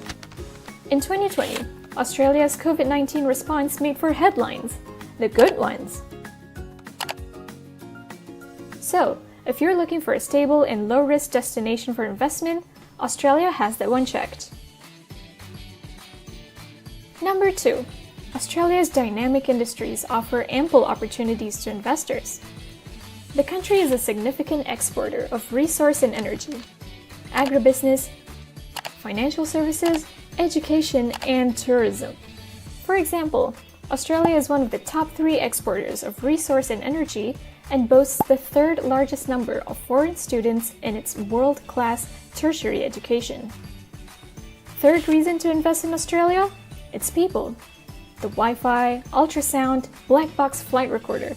Australians are the brains behind some of the most groundbreaking technologies. And today, vibrant startup scene. A magnet for global talents, the Australian workforce is highly diverse and multilingual, ranking 8th in the 2020 United Nations Human Development Index. Lastly, and we think this is the crux to the country's success, Australia has laid a strong foundation for investors. The good governance, a business-friendly environment, strong entrepreneurial spirit, and have we mentioned the coast and the sun? People just love living here. There's that laid-back lifestyle that makes it a global drawcard to expatriates. So, interested yet?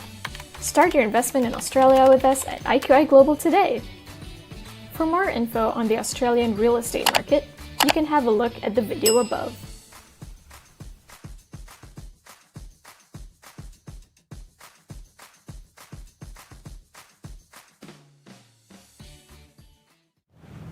什么？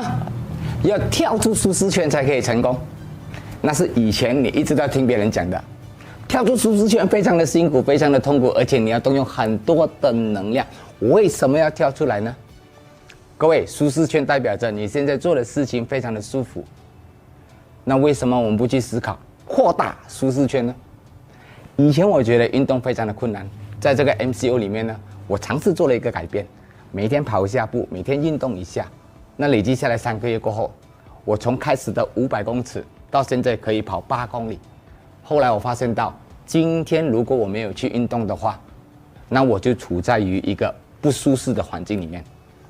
从本来做运动是很痛苦的，到现在不做运动是非常痛苦的。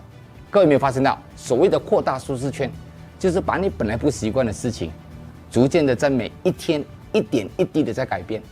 后来你发现到赚2万块是你的舒适圈，后来你发现到学习是你的舒适圈，后来你发现到过上好的日子是你的舒适圈。你好，我是 Chen， UIQI 的集团副总裁。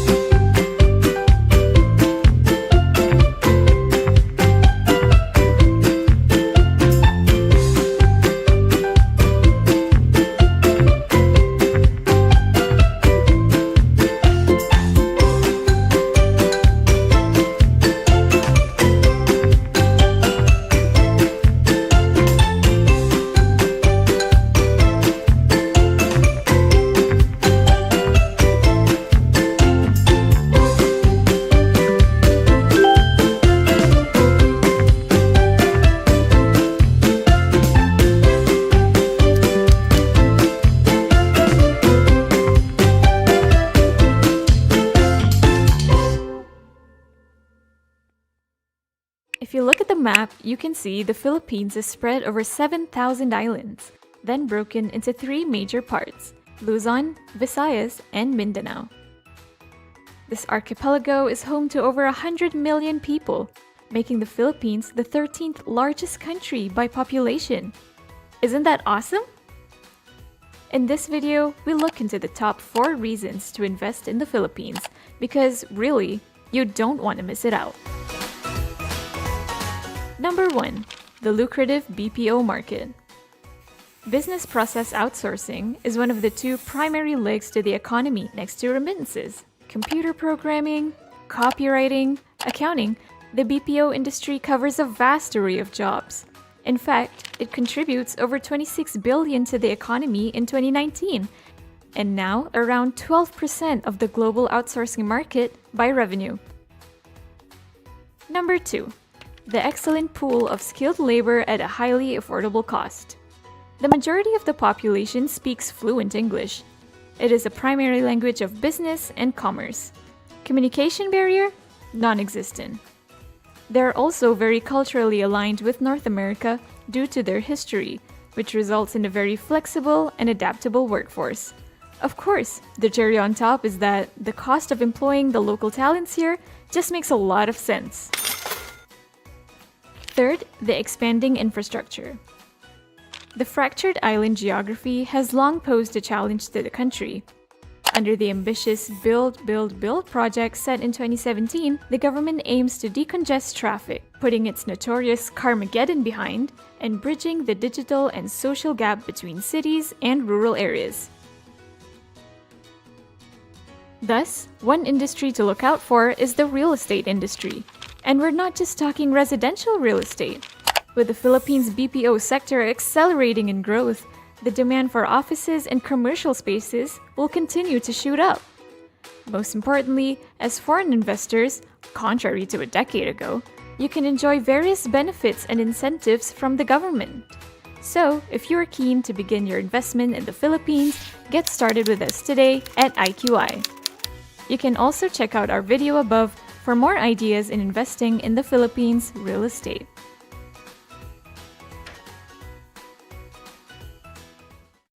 Gen Z, you're not too young for the real estate industry. Your age is an age. Here's why.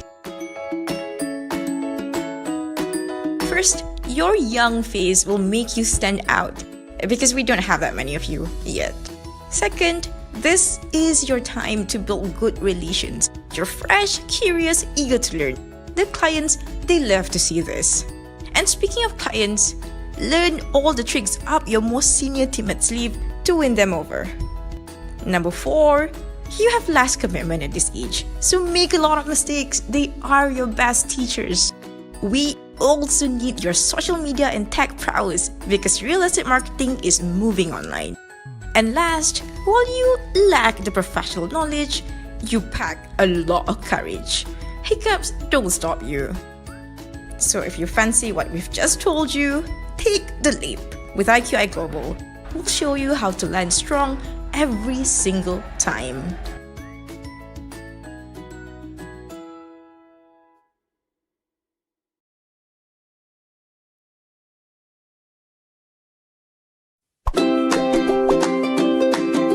现如今有10多亿人正在使用微信，人们早已习惯在微信上进行在线社交、学习与购物。微信生态无疑是为商家提供离用户最近的线上人货场环境的理想选择。所以，小额通能做什么呢？小额通，知识产品与用户服务的数字化工具，在微信生态基础上，为每一个组织打造专属的知识服务平台。让这些组织通过知识和服务持续影响他们的客户、伙伴和员工，同时还能以数字化的方式，从品牌营销、商业变现和用户管理等方面，助力商家达成在线化经营的目标。成立4年时间，现在已经有130万客户选择了小额通，创造出的收益达到110亿元，覆盖终端用户6.8亿人，让知识更有价值。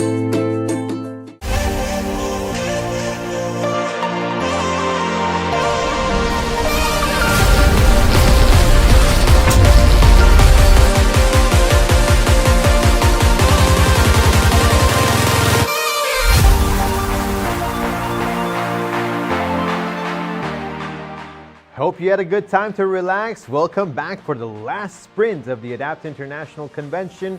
We are back, so let's start with the next speaker. Are you ready to test your luck again? Because I have another question and a lucky prize for you. So be sure to scan the QR code on the screen and be able to answer the following question. Is Malaysia the headquarters of IQI Global? Yes or no? Easy, right? So be sure to answer the following question and you will stand a chance to win the prize.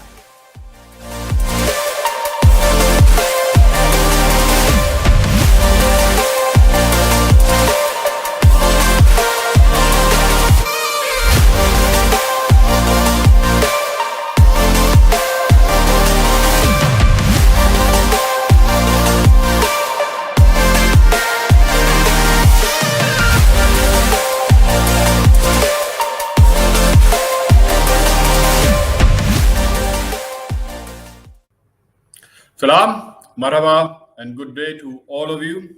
I am Omer Ali Khan, Realtor and Country Director for IQI Global UAE, based in Dubai.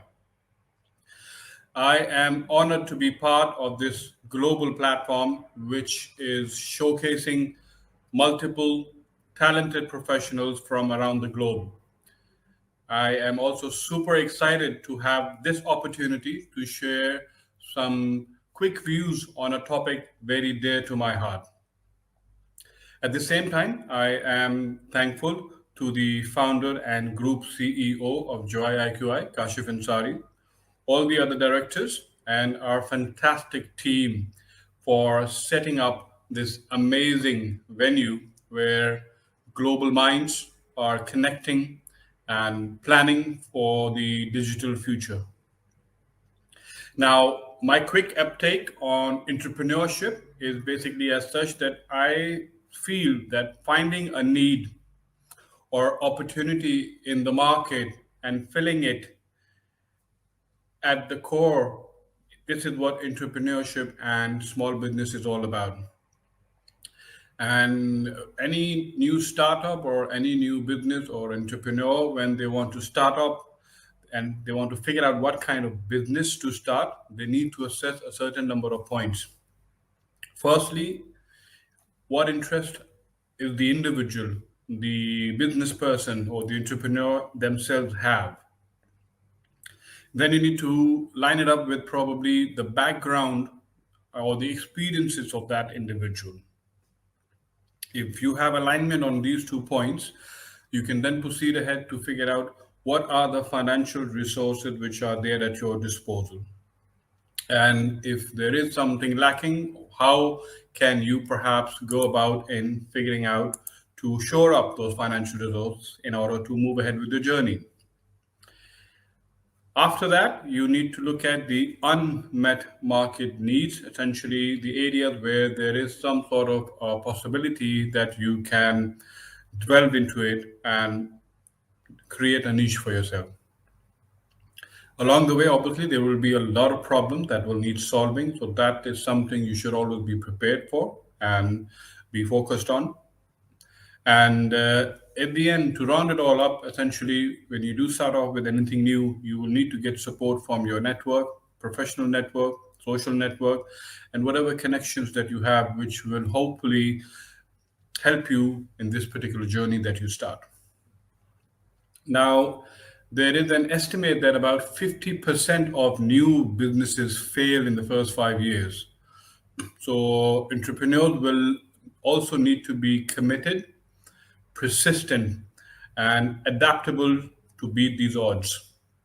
This does not mean that starting a business similar to one already in existence cannot be successful. In fact, I believe the main reason that entrepreneurs go out on their own rather than they stay employed are basically down to 3 points. The first one being control. They want to control their own destiny. They want to be their own boss. And then ambition. You have a drive inside of you to make a mark, to start something from scratch, which you call essentially your own baby, your own identity. And obviously, the third one being the finance part, the financial, where the opportunity will be there for you to earn money and eventually pay back to society. Now, here is where a platform, like for me, a platform like IQI can really make a difference, where individuals carry out planned tasks, which is aimed at growth, success, and to make informed assessments, and then learn quickly from evolving markets, which can make all the difference in the times coming ahead. The major type of entrepreneurs include, I guess, generically three types, if you want to classify them. One would be the social entrepreneurs. The second will be the serial entrepreneurs. And the third ones are known as the lifestyle entrepreneurs. Now, the social entrepreneurs, this basically is an individual who will pursue innovative solutions to social problems. And a social entrepreneur basically adapts a style where he or she can create and sustain social values. In fact, I think most social entrepreneurs engage in non-profit activities and are essentially overwhelmed by social responsibilities and conscience. Then you have the serial entrepreneurs. This is an individual who continuously comes up with new ideas. And they start the business and oftentimes sell it to investors or shareholders. I mean, anybody can Google it and you'll come up with tons of success models already out there everywhere around the globe. Now, serial entrepreneurs basically start up several businesses with probably little intention to operate any one of them for a long time. They are high risk takers with lots of unique ideas and are not always interested in a career with a particular business or a company. This is, I guess, probably the hotbed for startups. And in the end, not the least, is the lifestyle entrepreneur. Essentially, this is an individual who creates profit from personal passion. He or she put their lifestyle ahead of every opportunity. While most entrepreneurs are motivated to build a business to a certain stage and sell to shareholders or investors, the lifestyle entrepreneur chooses to build a business on which they are passionate about and they want to make it grow into a long-term residual income, which is obviously sustainable. Most lifestyle entrepreneurs, I guess, are completely self-employed, because this will allow them time to set up their projects and nurture them and help them grow into a bigger vision. In a nutshell, a lifestyle entrepreneur is an addict of whatever they find themselves doing, and they do it really well because they commit their time, their resources, and energy to see their project completed. Bottom line for me is basically that entrepreneurs are the bedrock of every society. Their activities bring about the growth and development of economies. We therefore should never look down on any individual who is able to think out an idea, implement it, and solve a problem for humanity, no matter how small the solution they provide. Once again, thank you all for your time. I am Omer Ali Khan, signing out for now. Stay safe and God bless.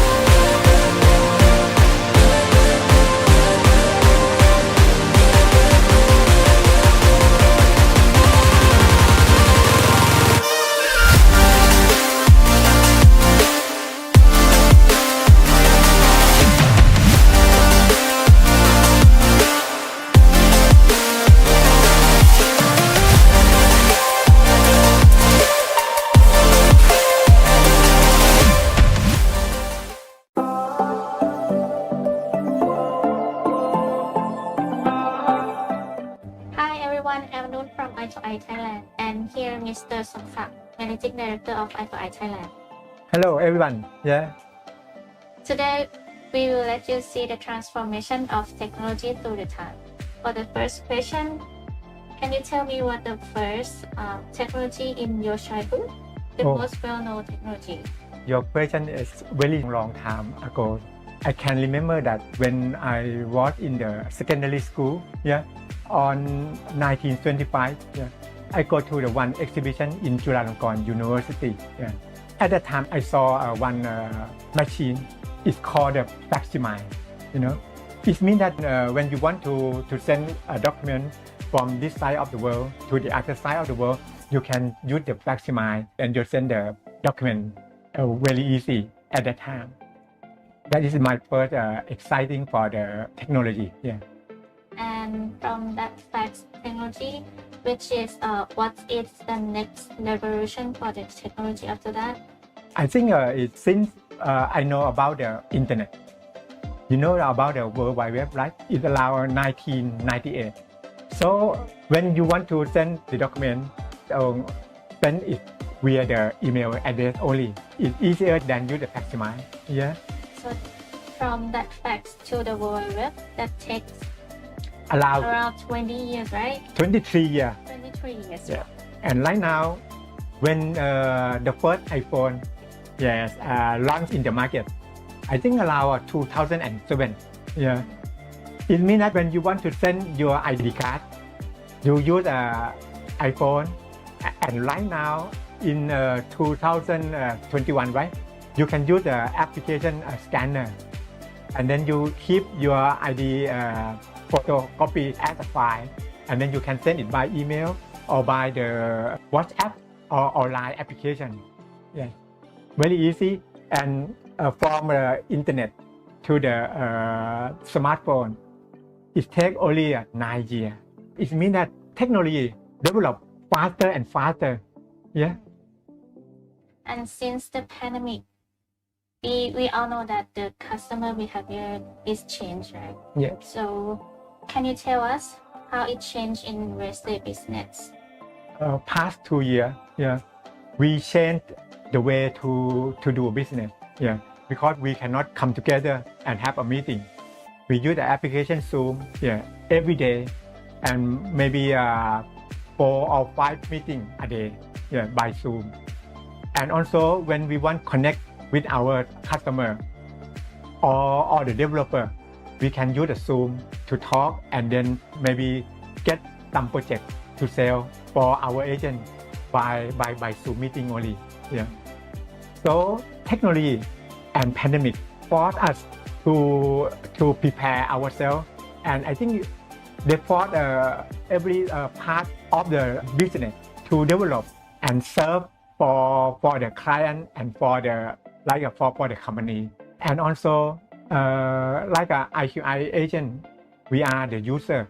We have to prepare ourselves to learn or follow up the new technology, and then we can use it smart. And if you can use the technology before your competitor, it means that you are the winner, and the success is very close to your achievement. As we see in real estate business, we use more technology to help, like in marketing or selling, and now customer has changed as well. So do we change our target as well? On my opinion, I think for the property business, the first impulse that forced our business to change is the technology. In the past, when you want to send like a brochure or you want to send the information of your property to your customer, you send it maybe by the fax or by the email. But right now, you can send all the detail of your property by the QR code only. It's very easy. And also, like in your name card, you can send your name card by the QR code, and inside your name card, you can show your all listing that you manage for your customer. Right? And the second force that force you to change is the buyer. Because of the buyer right now is a young generation. At my age, I think I don't want to buy property for ourselves, except I want to buy it for the investment only. So for the young generation, they're very familiar with the technology. They use it very well. So for the marketing, you have to market your property or your goods via the technology that the new buyer use every day. If you cannot use it, it means that you cannot stand in business. As we see some developers have an virtual tour by appointment Yes. or booking online. That changed very much. Right now, I think some countries they can do agreement by e-signature, and it's legal for that country. I think in the future, every country have to change. Yeah, because of the pandemic, maybe you cannot visit some interval or some duration because of a lot of pandemic. So, but investment or economic have to go on. Yeah, that is the way how the technology help business or the economic to run. Yeah. As Somsak mentioned, that how fast of the technology are developed and we need to change and adapt ourselves. Anything you need to tell us or advise us as an agent or in real estate business? Right now, every 2 weeks, we have a meeting with Daniel, MD of the IQI Global from KL in Malaysia. For the headquarter develop technology, develop faster. Yeah, but about the warning from Daniel for the Thai agent or Thai borrower right now, he told me that we have to prepare our agent to learn about the new technology. And right now you see a lot of people mention about the metaverse, you know. So our agent have to prepare themselves to be not only a warrior, they have to prepare themselves to become a meta warrior. That is the way that IQI Thailand have to do. So today you can picture how the technology has transformed since 19th century to 20th century. So how fast you can change or you can adapt yourself, that the fast you can adapt, the fast you can survive. So thank you for today. Thank you for watching. สวัสดีครับ สวัสดีค่ะ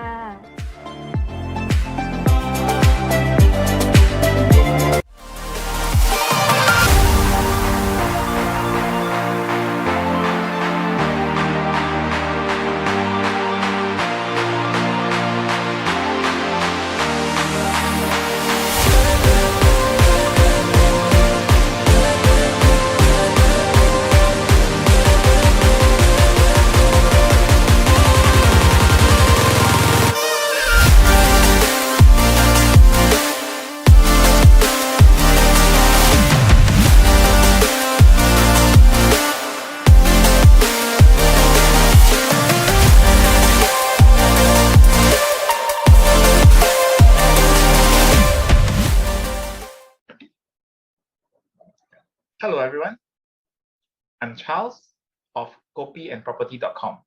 First of all, thank you Adapt for inviting me to give this sharing.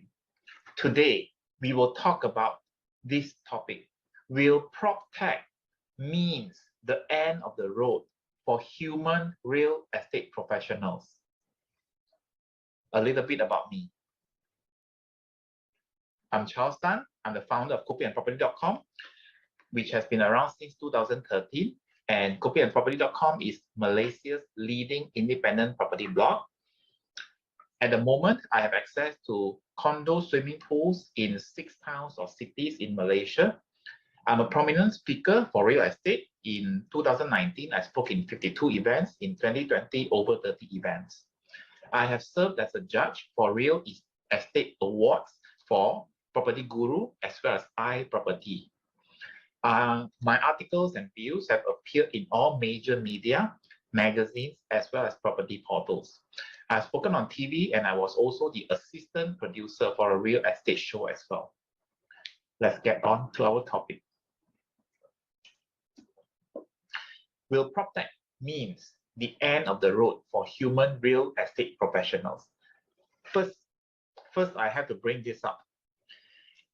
At the moment, I have access to swimming pools in 6 towns and cities in Malaysia. I do not buy any of my property by just viewing 360 virtual tour or any website or any Facebook marketing that appears in my Facebook page, or even any super duper customer relationship management software or app that is being said to revolutionize how buyers buy.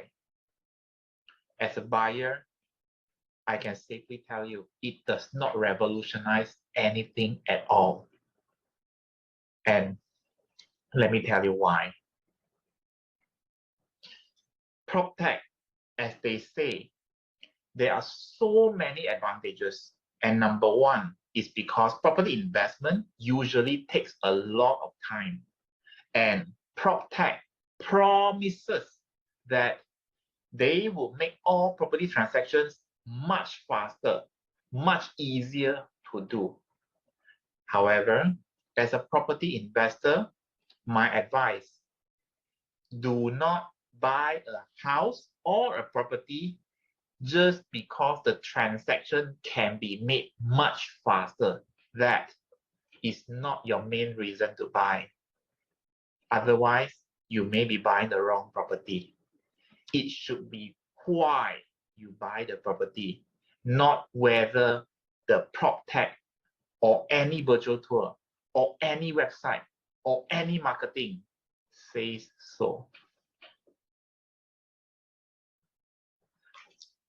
A real estate agent is not like a system or any chatbots.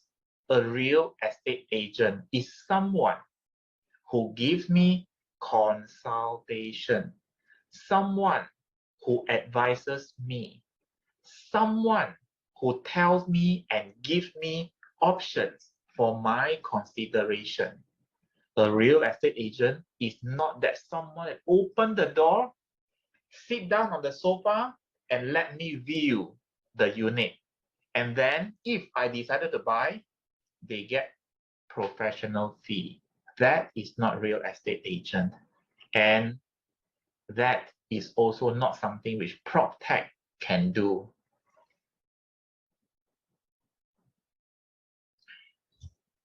And if we look at first-time home buyers, where a lot of transactions happen, when I buy my first property, if you ask me, what should I buy? Where should I buy? When should I buy? In fact, why should I buy? I do not have the answer. And I do not even know that that should be the question that I should ask. To me, I may only be looking at price, or I may be looking at just location because someone says so and something says so and something appears in my mailbox or in my Facebook page saying so. That is the value of a real estate agent, because he or she can guide me in my first time purchase. And that is a very important reason, because even though I have access to a lot of information via Proptech, I have access to a lot of virtual tours via Proptech, I know Proptech will make my transaction faster. But all this actually does not help me at all in my property purchase. And that is the reason why first-time home buyer cannot rely on Proptech alone. A real estate agent is able to do these 4 things. And if they are able to do these 4 things, they can help me tremendously. First, they can give me professional advice.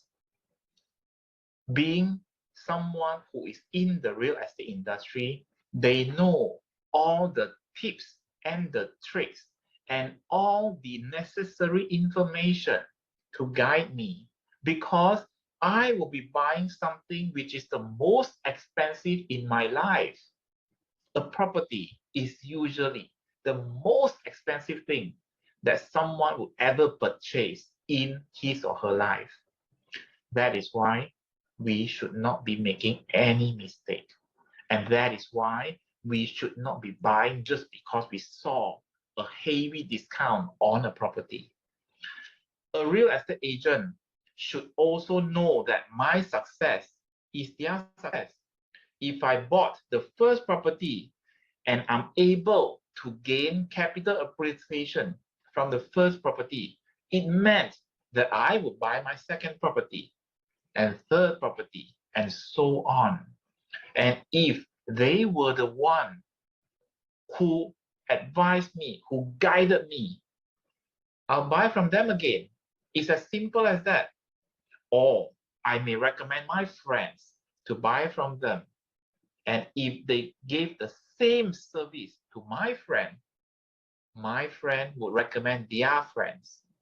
This is the reason why real estate agent must treat this profession as a career, not just as a gig or a part-time job. Last but not least, Proptech is your friend, real estate agents.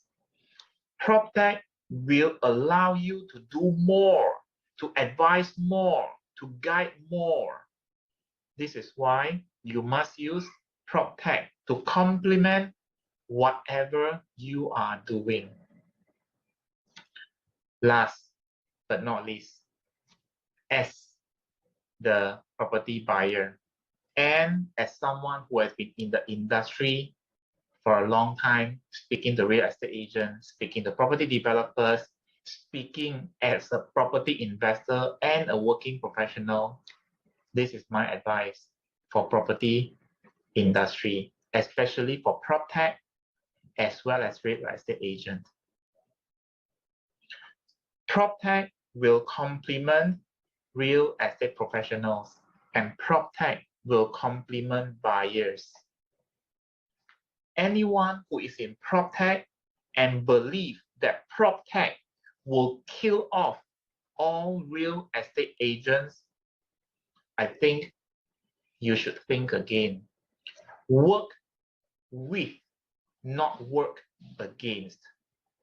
And you will gain wide acceptance and you will gain many friends. And as a property buyer, I love Proptech, but I also love the human touch of a property real estate agent. Thank you very much for listening. And if you like more of this sharing, please drop by my Facebook page, Copy and Property. Click like and you will receive articles on a daily basis.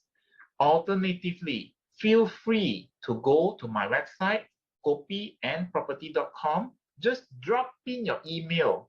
You'll receive all the articles for free. Copyandproperty.com is not part of property developer, not part of real estate agent, and not part of any media company. We are Malaysia's leading independent property blog. Happy investing, happy doing the best real estate agents, and of course for all the Proptech founders, all the best. The world is yours for the taking.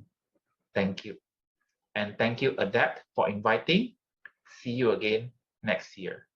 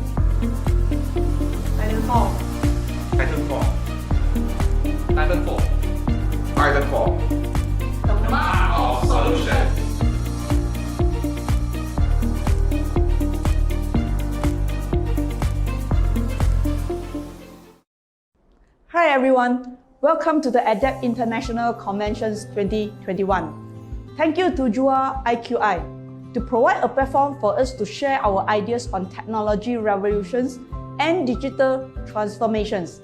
Good day everyone, I'm Billie, CEO of Titan4 Group. How digital solutions transform the conventions property construction industry into digitalizations. What will be the achievement that going to be for the developer, contractor, consultant, QS, architect, home buyer, solicitor, banker, as well as for the stakeholders. The evaluations of the technology unlocking our mind to streamline digital processes to improve efficiency and optimizations with the innovative ideas and governance to the compliance. By looking at the entire landscape of the property construction industry, as a stakeholder, how are we going to be a reputable and trustworthy developer for the home buyer? How can we achieve the unit costing to have a profitable project? Proper cost control for the entire project development with cost considerations and cost avoidance by using a quality building material with sustainable pricing to minimize the wastages with a proper home design with the right material use and the size selections. The selections of the right partner is a key of deliverable. Smart Vendor Cloud is a vendor management solutions with the functionality of collecting a set of vendor supplier data to evaluate, to assess, to manage the qualified partners. The solutions have to be incorporated with the intelligence to analyze the data trend, to perform what-if simulations when connecting to the sourcing process and procure cycle. Cognitive procurement need to be in place during the project development stage to ensure that the digitalizations of material planning, quantity, takeoff, and material on-site tracking solutions are aligned with the construction progress to prevent any loss in a construction site when material on-site and cost overrun. A smart global platform to provide a visibility and transparency for the contractor and the supplier for undisputed delay for the project and feasibility of the interim progress claim and payment to the supplier. Inspection solutions and autonomous architect cert with blockchain enablement will also reduce the progress claim cycle and fasten the progress billing to the home buyer. A CM have to be connected with social media platform, digital marketing, and website to collect the unstructured data to transform into the constructive information for analysis and retargeting to potential prospect. Property sales portal with a virtual reality for property viewing will generate more value and user experience for the prospect to have a greater trust, higher confidence, and sense of ownership. At the same time, the portal needs to be connected with the financial institutions and solicitor as one-stop center to complete the entire sales cycle to close a deal. The sharing of the entire ecosystem solution brings the digitalization journey for the property construction industry to transform. Thank you for your valuable time, and I hope my sharing is beneficial to you. And if you need more insight, please visit our website at www.titan4.com and drop us your inquiry. Thank you very much.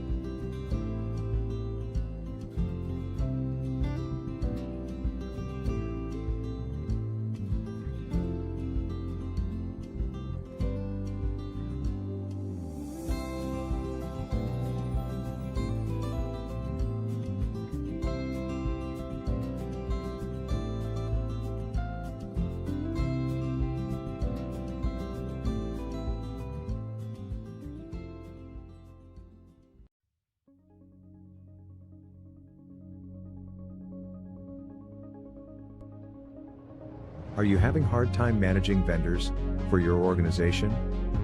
Manually gathering information or registration document from vendors? And you have to go through the same process of registration for each and every vendor you found. What is even worse in a vendor management process? There is some incomplete documentation of your vendors during vendor registration. Or, the documents submitted by vendors are in a non-compliance format. All this causes you money and time. Not to worry too much, as our Smart Vendor Cloud solution is here to help. All you need to do is just log on into our Smart Vendor Cloud portal online. Set up your vendor qualification questionnaire using our predefined questionnaire database. Once done, you can publish the questionnaire on our online platform. Vendors who are interested will register themselves. The system will go through the vendor's answered questionnaire, evaluate them automatically, and suggest the qualified vendor. After that, you can start your sourcing process with RFP, quotation or information request from vendor. You can also perform online bidding activity with vendors. You can then evaluate vendor performance during or throughout the project implementation timeline. Easily manage large pool of vendors in a single platform. Smart Vendor Cloud, making vendor registration, qualification, sourcing, and e-bidding smarter, faster, and easier. Find out more at www.titan4.com/svc.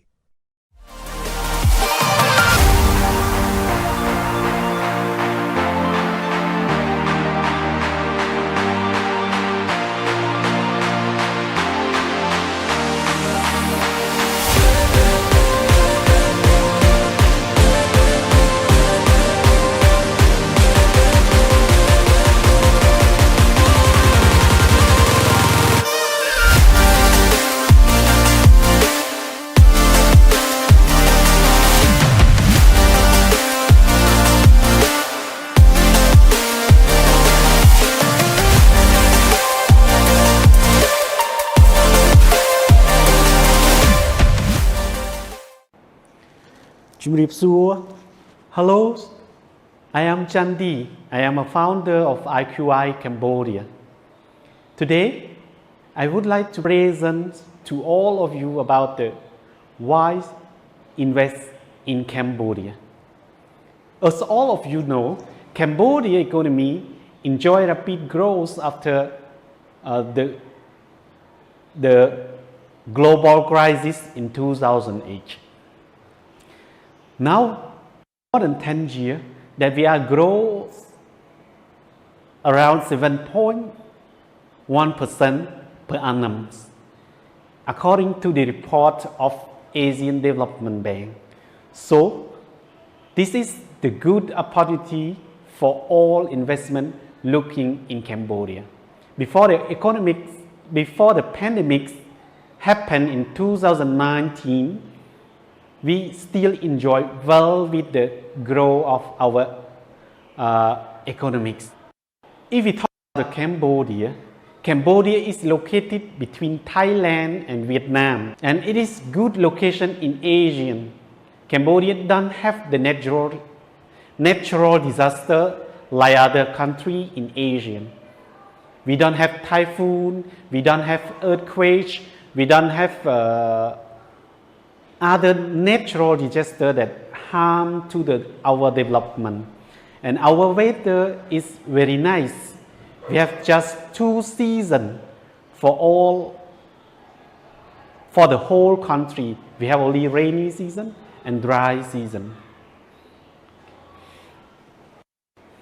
And we have strong GDP growth.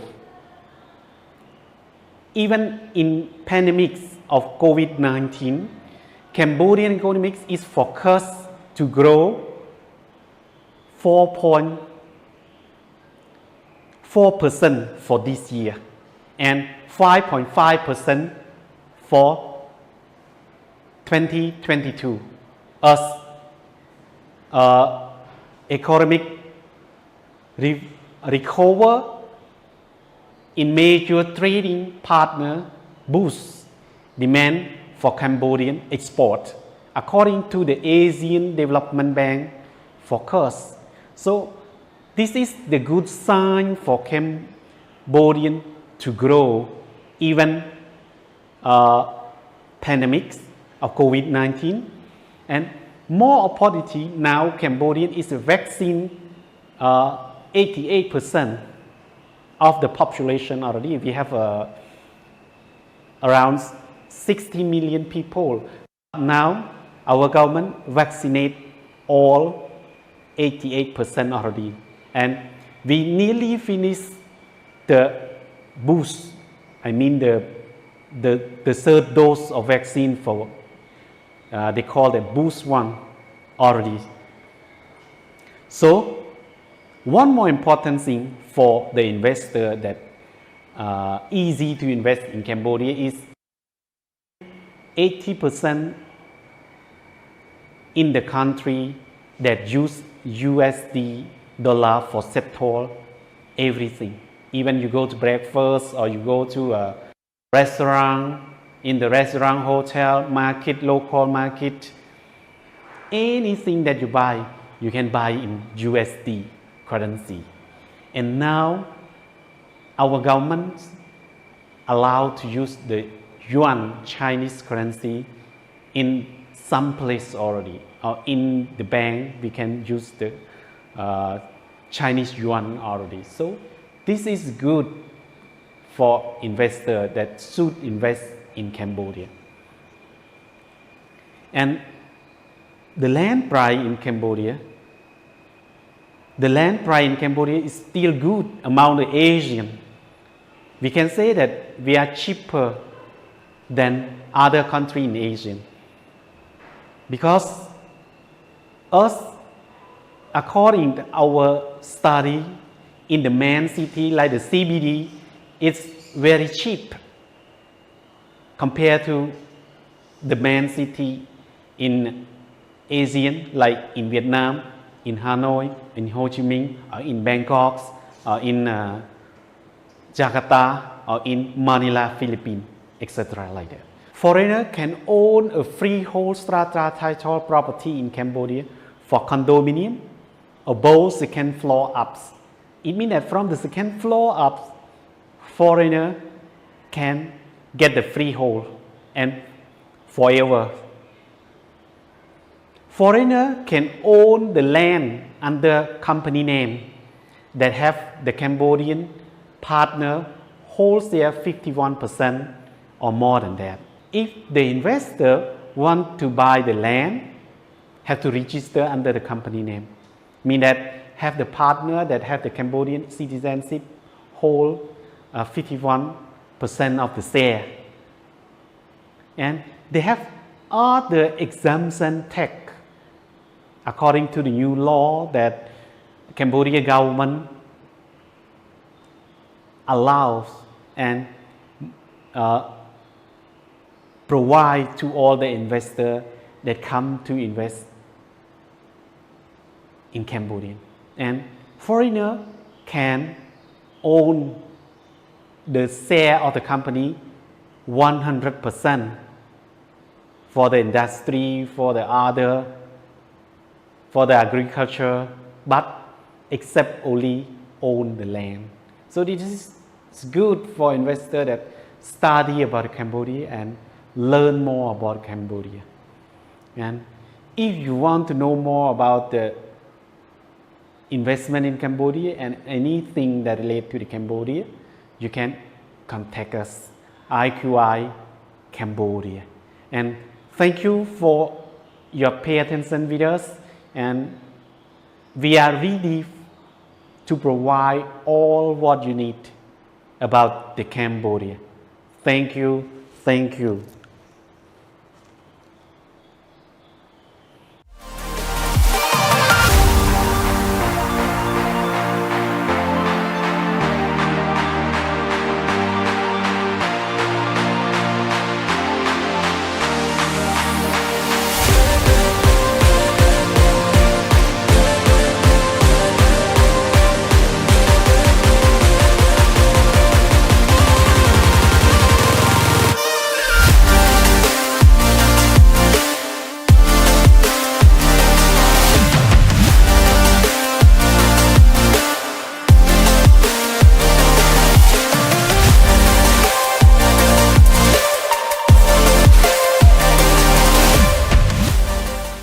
The word discrimination itself has garnered a lot of negativities in the recent years. The fundamental or the root meaning of discrimination in itself means the power to distinguish, the power to choose, and the ability to differentiate what is right or wrong, good or bad. Human beings are born with the power of discrimination. Yes, discrimination can be a powerful thing, only if we use it in the right context. We can discriminate between hot and cold, bitter and sweet, male and female, good and bad, beautiful and ugly. It is an ability conferred to us, again, if used correctly. It is the key to finding happiness in life. As written in the ancient Chinese book Huangdi Neijing, discrimination between good and bad is the root of medicine. By being able to identify or to choose the path of life where nature has intended us to live will ensure our life is filled with happiness. Now, you may ask, how does nature intend us to live then? There are two answers to this, the short one and the long one. Let's look at the short one first. Nature intends us to live and develop to our ultimate best self. Example from nature. A tree will grow to its maximum potential with the resources available to obtain maximum sunlight, nutrients, and water. The long answer is nature intends us to grow, change, and develop in an effort to reach the ultimate goal for a human being. This ultimate goal is the achievement of a virtuous life, which itself is defined as a life in according to reason. It is the how to the above mentioned what. In seeking out the ends of a flourishing life, in this, we are solely responsible for the means in which we pursue them. We are designed by nature to seek out the things we need to live and are given again by nature the choice to grow and change in the way that each particular human is meant to or to work against that inborn potential. Ironically, except men, all beings actually grow and thrive to their fullest potential. Again, let's take the example of nature, where a worker bee, which has the shortest lifespan, approximately around 5 to 6 weeks, during its short lifespan, it spends its lifetime collecting pollens from 50 to 100 flowers every single day, making at least 12 trips back and forth to serve its colony. Hence, with the power of discrimination, whether or not we fully express our human nature depends on our choices alone. One tip to utilize this ability is to first attain inner peace and calmness.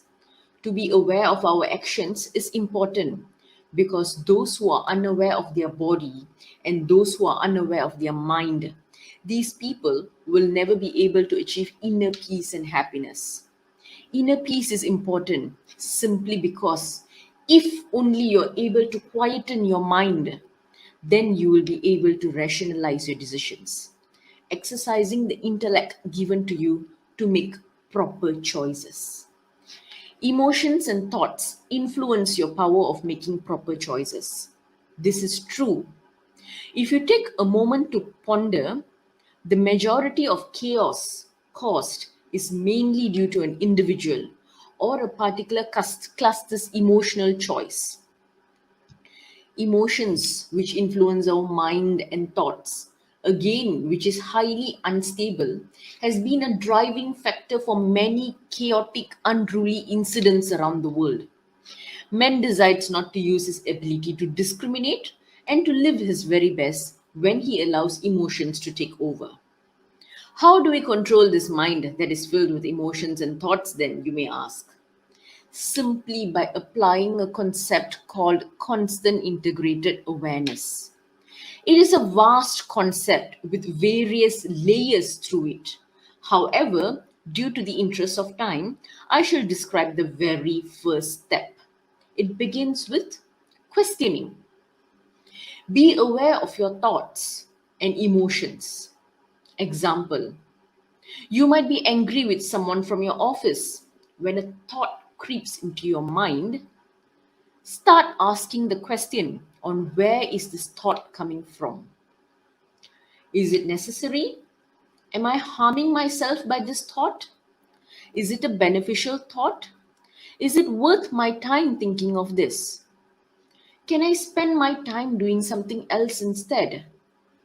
The more you pose this type of questions, the more you will realize that we spend lots of time pondering on unnecessary emotions and thoughts. When you keep on questioning, you will eventually get to the root cause of the thought. You will also realize that it was probably unnecessary at the first place. The thought will then dissipate. With the thought dissipating, the emotion dissolves. It may be difficult at the beginning, as our mind is very much attuned to the drama. The mind is a fickle one, just like the monkey, where it tends to latch on from one branch to another, not being able to decide. For a fact, again, I would like to stress, the mind loves to latch on to dramas. The mind gets attracted to negativity faster than it does to the positive around us. Note that I keep on repeating to the mind. Why? Simply because the mind is responsible to exercise the power of discrimination, not your emotions. It is the mind. The mind is simply a bundle of thoughts. Emotions sit on the thoughts, creating a parasitic relationship. Your mind is not slayed, but slowly consumed and destroyed by these unwanted emotions. If you find it hard to stop these thoughts, which will eventually root out into an emotion, try this one simple tip. Just try to stop thinking. Reach that silence and be absorbed by it. This will then bring us to the present state, the state of now. Be consciously aware of your actions, your thoughts, and words. Try to keep these three deeds in unison. Thoughts, words, and action to be of the present moment.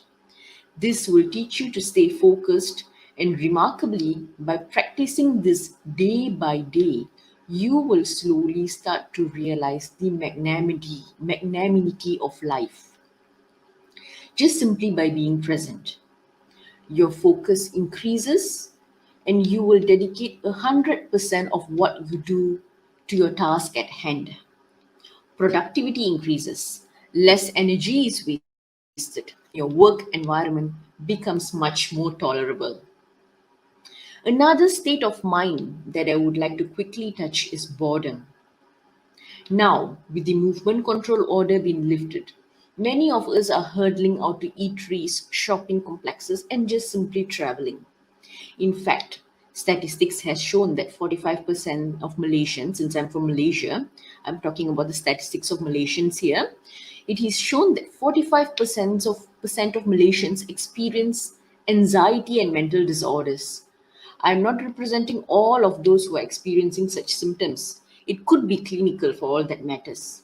However, in my personal opinion, we generally lack the sense of acceptance. Some of us probably would have had our workstations placed at home.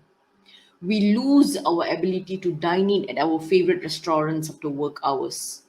We are unable to go for our usual weekend outings, habits that we develop as a result of our peers and the influence that we grew up with. Imagine that if we are able to accept the situation for what it is. This again, I repeat, for common people with a normal day-to-day routine life. If we are able to accept the situation for what it is, to realize that the urge and sensation and the very feel of boredom stems from the thought latching to emotions, we will somewhat, be much more stable in our demeanor. With the sense of acceptance, with the constant integrated awareness, the first step of constant integrated awareness that you are right now at the present moment, and that is what matters. Not the past that you can't do anything about, nor the future, which is uncertain. Don't you think you'll be able to appreciate the present moment and make use of it to the fullest? Don't you think your time probably could be spent improving your relationship with your wife or husband or children or your parents in a better way? Something that you never or rarely do before the pandemic? Again, boredom is one example of a state of mind. You are the only one who is responsible for your thoughts. Your ability to discriminate the choice of your thoughts is what keeps your mental state healthy. No external factor can influence the way you choose to think about a situation. Acceptance of the current state is an individual choice and definitely the best option for you to keep your mental state calm. Achieving the inner peace and to achieve a calm state of mind is not impossible. Let us recap on what has been discussed. Utilizing the power of discrimination to choose between good and bad. Be constantly aware of your thoughts, deeds, and actions. Keep these three in unison. You can start by questioning your thoughts, the fundamentals of the thought that comes into your mind. Be consciously aware of your thought process and stay focused at the present moment. If it is difficult, you can start by just stop thinking. You are responsible for your state of mind. No external factors can influence the way you choose to think. Hence, utilize your power of discrimination wisely. Live a fulfilling life just like how nature intended us to be. Thank you.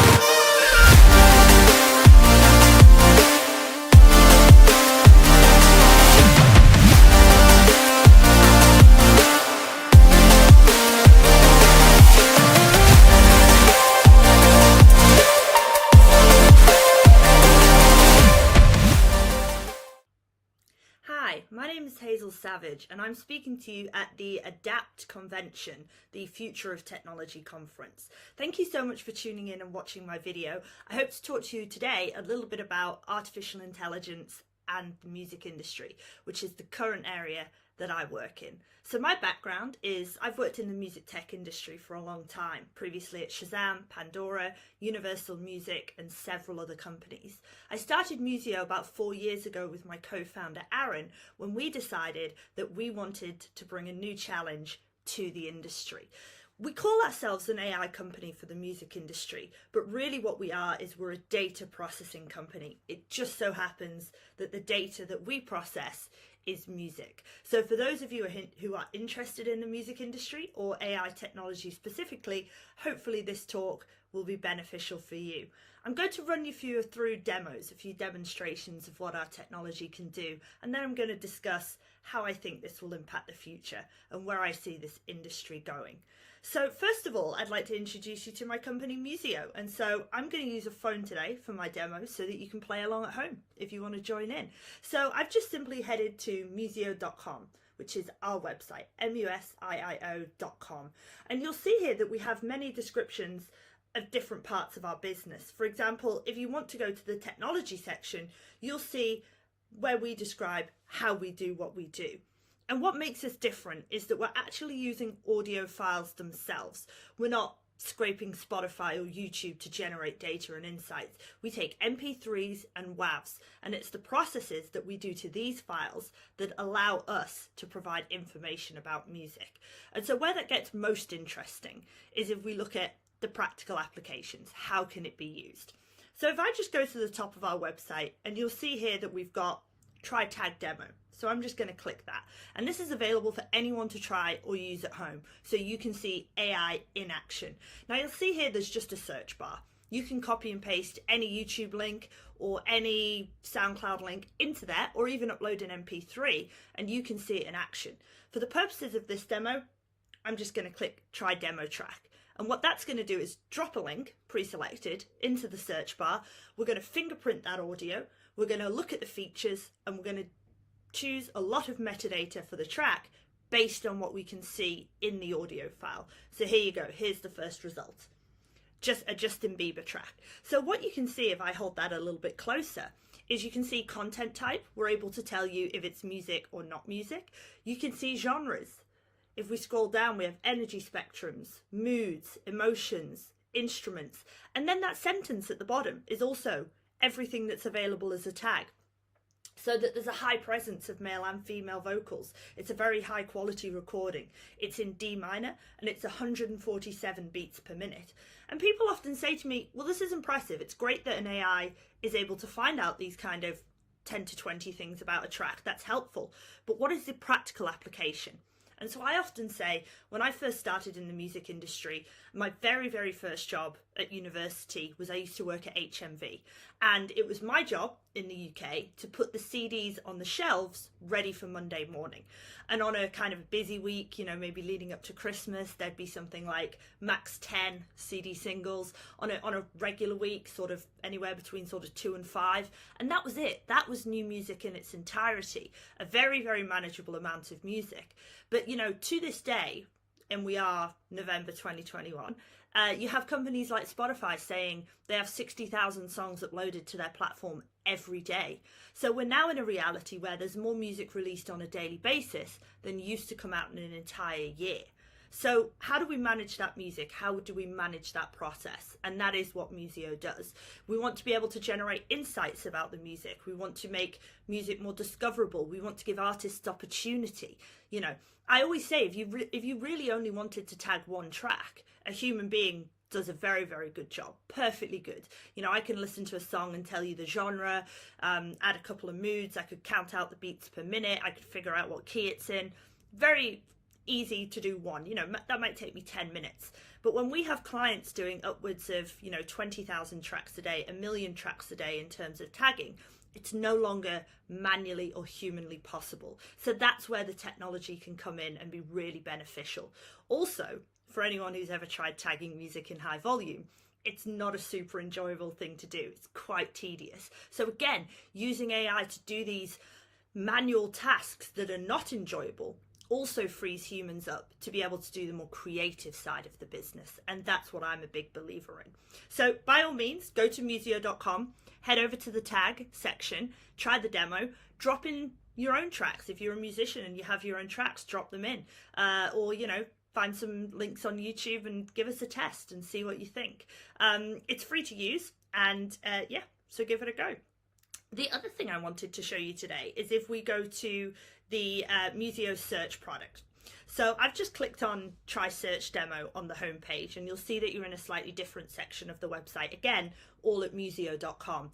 And here we've got a different type of demo. What we've got is 2 of our partners, one with a commercial catalogue and one with a production music catalogue, have allowed us to demonstrate our search technology on their catalogues.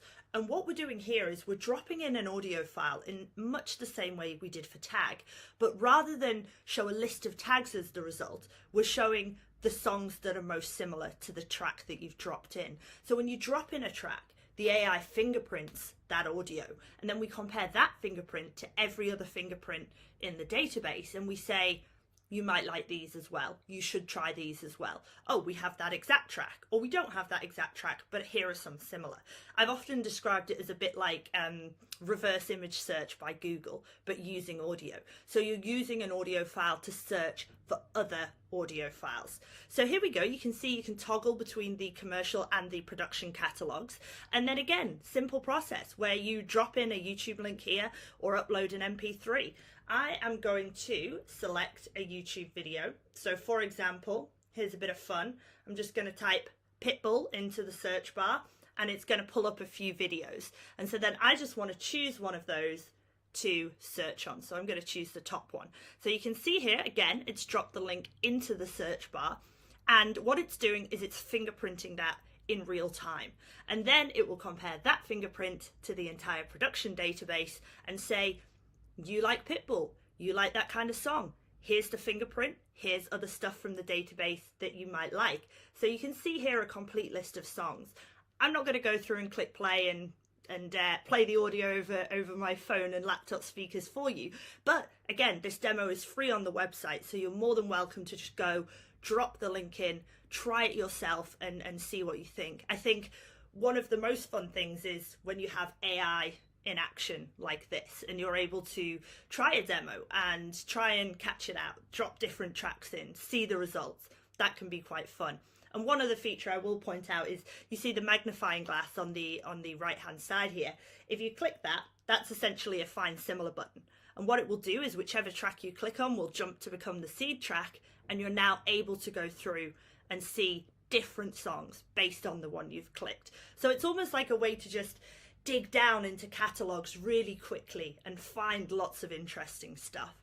So we're really proud of the technology that we started building 4 years ago, and we're also really proud of how the industry has taken up this technology. You'll see clients like Hypnosis, one of our favourites, who have a large catalogue of music that they need to search through to be able to find great music to recommend for sync and making their own playlists internally. We also work with the great guys at Epidemic Sound, Jamendo. We've also done a really fun project with Vans based in China. You can read about all these projects and more on the case study section of our website, and I highly encourage you, if you're interested in the B2B side of the music industry, to look at the practical applications of this technology. And so just a few thoughts to leave you on. Where does music AI sit in today's climate? Where are we at right now?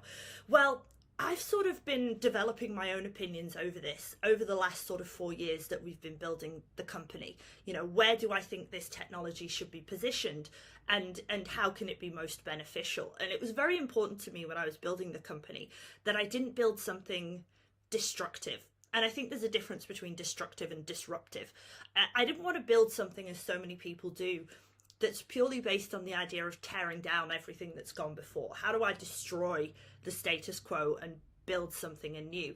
I really wanted to build something that was beneficial. You know, the industry's given me my entire career. It's not perfect, but, you know, I want to support artists. I want to build a technology that builds on the successes of the music industry and the artists' careers. So how could I do that? And Museo, I believe, is one way that I've been able to do this. So I'm interested in, you know, assistive technologies. I'm also not interested, I'm very proud to say, Museo is an AI company. We've never replaced a human being. Our technology is not designed to say, well, great, now you have AI, you don't need to hire X, Y, Z. But what we really do is we give technologies to X, Y, Z to help them do their jobs better.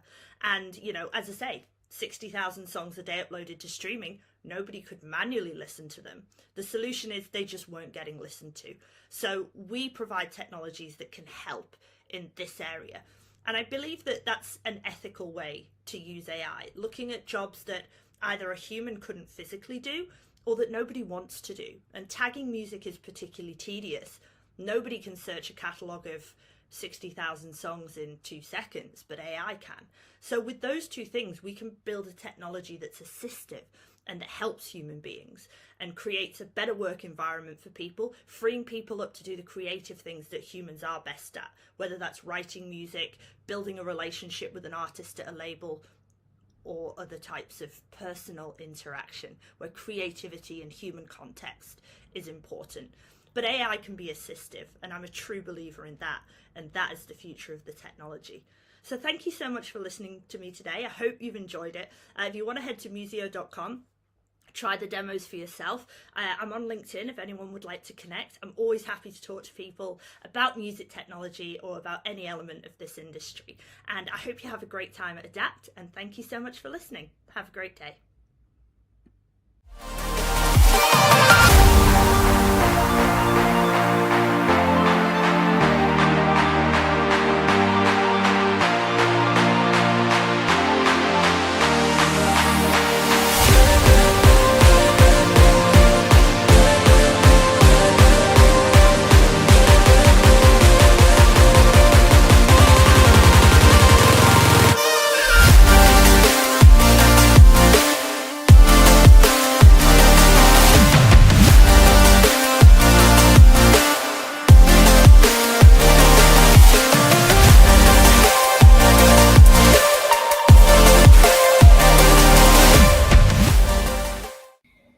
Hello, everyone. I'm delighted to be with you here, albeit in a virtual setup at the ADAPT Convention 2021. It's a very interesting topic, mobile-first approach in customer centricity. You know, I think putting customer at the center has been talked about for a long time. As I always tell this story to my team, the food chain in any business is very clear. Because there is a customer buying a service, there is an agent or a platform or a partner reaching out to that customer. And because there's an agent, distributor, insurtech, platform, whatever you call it, e-commerce website that is reaching the customer, we need a sales team. And because there's a sales process, there's a service process. Because there's a sales and service process, there's a management team. And because there's a management team, there's a CEO. And because all of this is there, there's a board. Now, the food chain is very clear. Because a customer decides to buy or consume a service from us is why we all exist. However, over a period of time, in our industry, insurance in particular, well, actually, it's a very noble profession. Come to think of it, the roots of insurance are very noble, which is to make good the financial loss, or to some extent, of a person when an incident happens. But over a period of time, we've made our processes so complex, our products so complex, and we've become so opaque that the trust quotient has been broken. And which is why, you know, you will notice in many jurisdictions in the world, insurance is one of the least trusted industries. It's a bit of a pity, but frankly, for me, that excites me every day to come to work, because here's an opportunity to fundamentally differentiate ourselves and make insurance exciting again. Now, coming back, I think this is where the topic makes a lot of sense for me, which is mobile-first approach in customer centricity. Why is that so important? The minute you think from a mobile phone perspective, let's go back to how do most of us consume our services today? How do most of us buy a service or a product? How do most of us consume the service that comes with it? Through our mobile phone. So the minute we think of mobile first, our processes, our products all have to get simple. Of course, it's much easier said than done, because I know many insurers in the beginning basically put a 27-page PDF document onto your mobile phone and said, I have become mobile first. And then you keep scrolling and scrolling and scrolling. It doesn't work that way, right? And that is where the fundamental conversation happens. So what does mobile first mean? Mobile first means understanding the consumer group we are talking to. Who is the consumer group we're talking to? We call them digital native. We call them new generation. But again, it could be, you know, even some of our parents now are becoming a lot more digitally, aware. But let's focus on the two key generations, I would say. One is the millennial generation, which is some say 1980, some say 1982 to 1995, which is roughly 35% of Malaysia's population. And then we have Gen Z, which is who are born after 1996. If you put, and that's about 26% of the population. So if you put the two together, it's a whopping 61% of the population. And this does not include those who are born after 2010, who, 7 years from now are going to be your consumers as well. So you can imagine we are going to be talking 7 or 8 years from now to probably 80% of the population who was born in the digital generation when computers and laptops and stuff existed. It's a fundamentally different conversation. 73% of Malaysians who are online shoppers are between the age of 18 to 34. So you can imagine there are 3 things that fundamentally matter to this customer. The first one is the mobile phone. For them, the life revolves around a mobile phone. You would say it's for me as well. The second one is travel. People love traveling. And the third one is because of the fact that Malaysia has a fundamental issue around fitness. 48% of Malaysians by many studies are obese. It does give an opportunity, and that's why millennials and zillennials tend to be a lot more health conscious. And there are ways in which we can deliver insurance service and insurance product and the whole experience, as we call it, through these 3 needs or intersection points of these consumer groups. And that is where the mobile phone plays a fundamentally important role. And that's where, of course, technology is a big player here. Now, what do we mean by technology? The UI UX, and I recommend you have a try at Tune Protect's UI UX, and please give us feedback. Can it get better? Of course it can get better. But I think the UI UX needs to be so simple that a customer has to be able to get to where they want to get to. So today, there are various ways you can do this. Before we launch a product, we do a focus group discussion where we actually, we do ethnography research and obviously consumer service, but we actually do focus group discussion with a target segment where they get the product, the pricing, and they get the features on a wireframe, and the consumers actually can try it out before they actually buy it. Why do I say it? Because that gives us a lot of exposure into how does a consumer buy a product? Where do they go? Then there are additional technologies today like heat maps, where I know where does a consumer go when they come to our website. And that gives us insights into bounce rates, consumers falling off our website, the funnel, which is very, very important. And that is where this focus on mobile first experience really helps us to understand the customer more deeply. How do they purchase from us? Where do they go first? What is it that is making them not buy? Is there a specific section they go and they get stuck and they decide not to buy insurance from us? We are also learning that consumers are extremely language sensitive. English is not the first language of many people. So if I were to force a Thai customer to buy in English or a certain section of the Malaysian consumer to buy in English, it is more difficult for them than providing them that to them in Bahasa, Thai, Mandarin, and so on and so forth. That becomes quite important. So in Thailand, of course, we have a Thai option. In Malaysia, we are now starting to have Bahasa options. So I think that's important. The second one is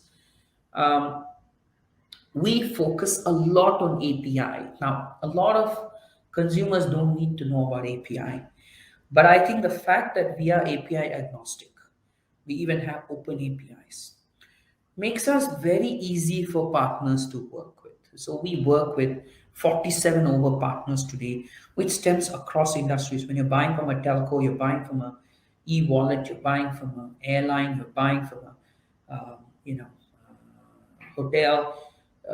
Some of the insurance is powered by us. Now, for us, we are big fans of API, which means the customer experience is not broken. So when you come to a telco website, you can actually buy the insurance then and there, and you don't need to jump from one site to another site, etc. We spend a lot of time in our mobile app also on the data side. How do we use the data you are allowing us to have access, and how can we improve our services? So it could be product features, it could be services, it could be downstream support, it could be various elements. And the future for me is hyper-personalization and hyper-customization. As an example, if you're buying the pay-as-you-drive motor from Proptech, what do you get? You get an option where if you drive lesser, you get a bigger discount. Now, if you have a health product and we notice you're not claimed on it, so essentially what you have, a great driver, someone who's taking care of their health by and large. So does that mean I could give them a better offer on a PA product? Now, that's what it's about. As I get more data, I'm able to give you more customized offers on your mobile app. And this is where, as an insurance industry, we haven't used mobile apps enough. We've generally said, the first comment even people like me said was, why would a customer want to keep a mobile app? An insurance mobile app is the first thing I would delete from my mobile phone because I don't see a business case for it, right? But that is where, if we give them more services, track their sleep, track their food, give them more intelligence or information into their driving habits, then automatically the consumer sees more value in coming to our app. Content, content around travel, content around health, content around, different walks of life. That's when you engage a customer even more. Now, on our side, I think the other elements we're obviously working on is we're looking at AI. We've just shown a beta version of recently at one of the events that I joined, showed a beta version of our AI-based chatbot, not the normal chatbot which we have. We also do RPA, or robotic process automation. But this one is where we actually have a AI-based bot which helps you through the whole buying experience. And that's something we are doing as well. And finally, of course, we spend a lot of focus on data protection. So it goes without saying that cybersecurity is at the heart of what we do.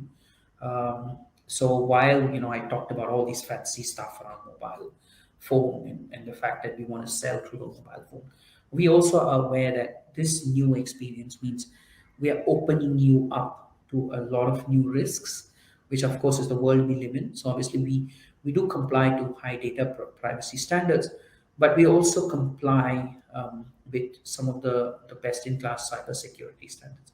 But the name of this game is you've never reached a standard, because the hackers are always 1, 2, 3 steps ahead of you. So that's something we are constantly implementing as well to give you that confidence.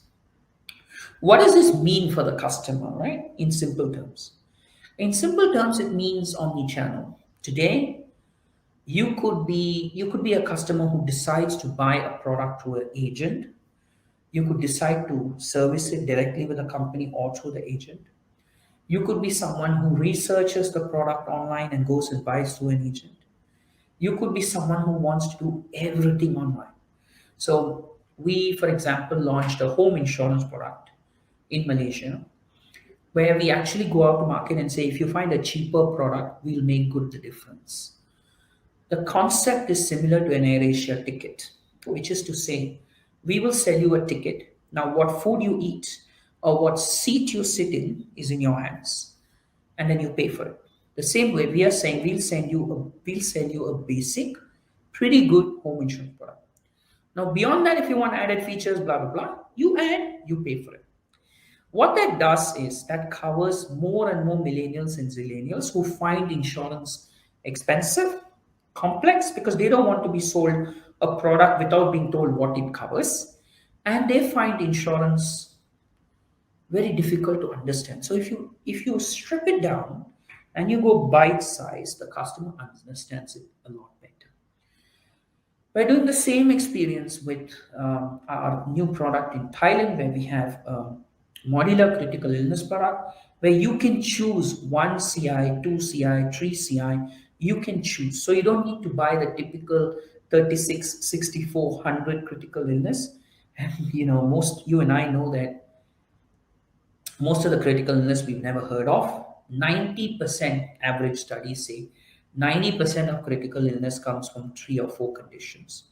So someone who's at the early stage of their career, 5, 7 years in their career, we shouldn't talk about how much cover you need. We need to talk about how much can you afford to begin with. Then you dial it up as they get richer, wealthier, older, blah, blah, blah. So with this approach, we are able to access a much wider group. But obviously, a lot of tech goes into simplifying the product, the process, etc. So obviously, from a consumer perspective, we make it easy for you to search the product, compare the products, buy the products with a few clicks. And obviously, you can be serviced through our chatbot, you can be serviced through our WhatsApp, through our normal messaging messenger channel, or you could obviously email, etc. And we have e-claims for all of these products, so you can submit your claim online. Do we do some of the fancy stuff where I can even go one step further and choose where the incident has happened, etc.? I think that's the next step in evolution in this part of the world. So there's a lot of optionality we are giving to the customer. Now, what is the way forward?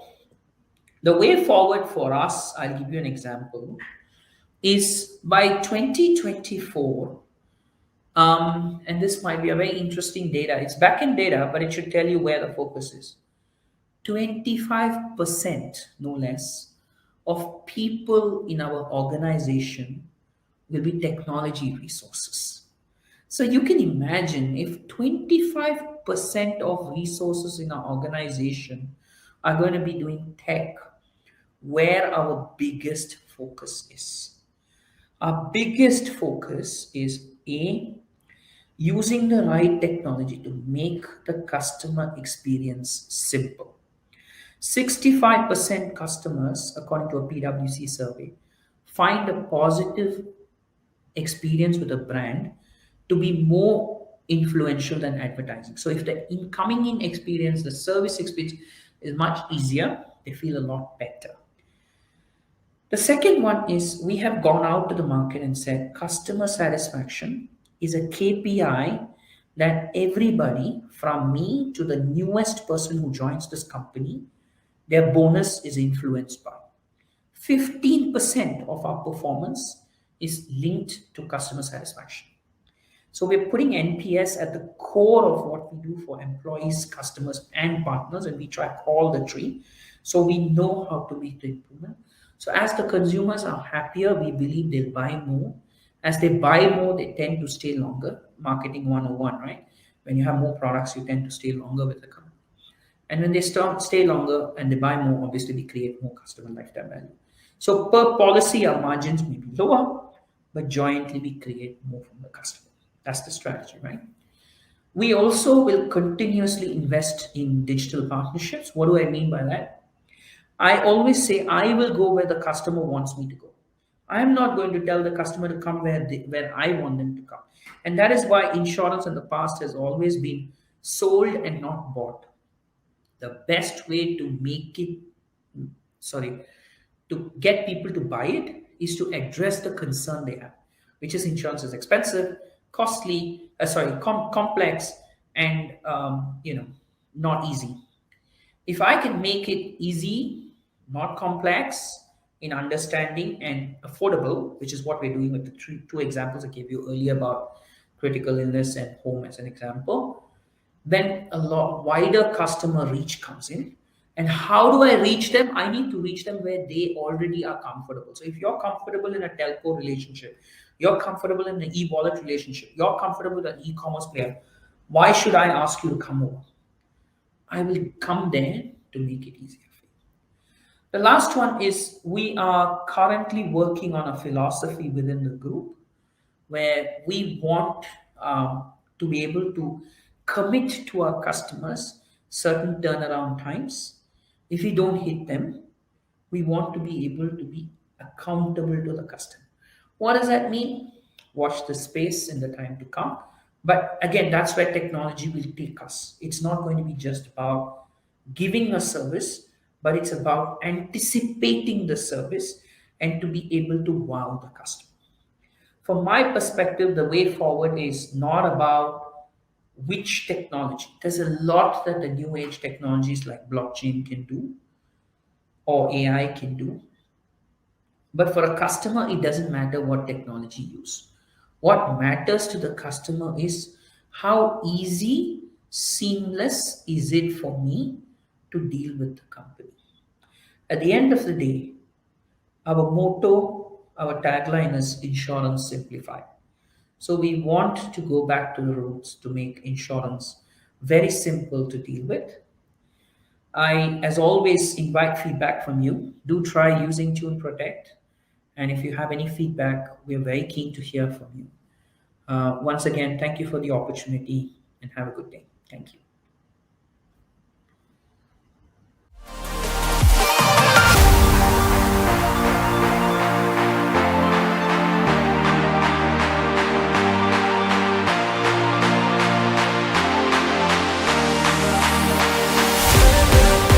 Welcome back for another question and another prize. Now, the following question is going to be a multiple choice question, so be sure to scan the QR code on the screen to be able to answer it.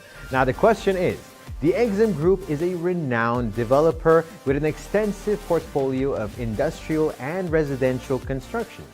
Now, which of the following developments and projects is constructed by the Exim Group?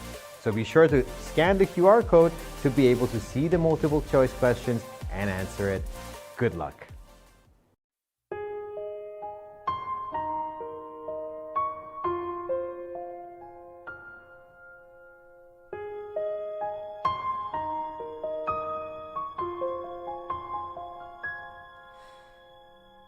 I'm trying to hold my breath, let it stay this way. Can land this moment, and you set off a dream with me, getting louder now. Can you hear it echoing? Take my hand, will you share this with me? 'Cause darling, without you, all the shine of 1,000 spotlights, all the stars we steal from the night sky will never be enough, never be enough. Towers of gold are still too little, these hands could hold the world, but it'll never be enough, never be enough for me. Never, never, never, never, never for me, for me. Never enough, never enough, never enough for me, for me, for me.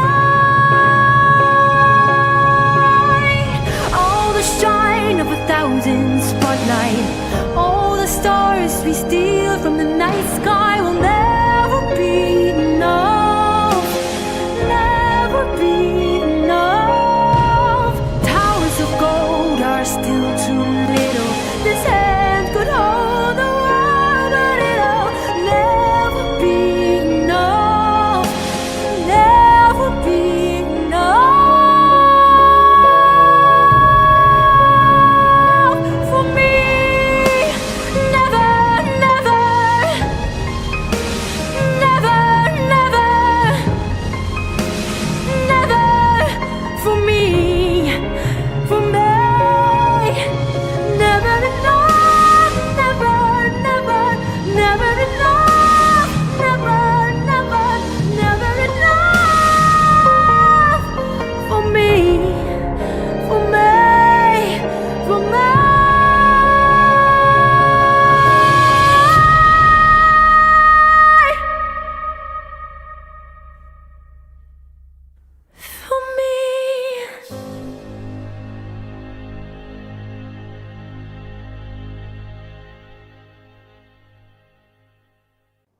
It has been an incredible journey with you all for these 4 awesome days in this incredible event, the Adapt International Convention 2021, and it has been a real pleasure for us hosting you throughout these few days.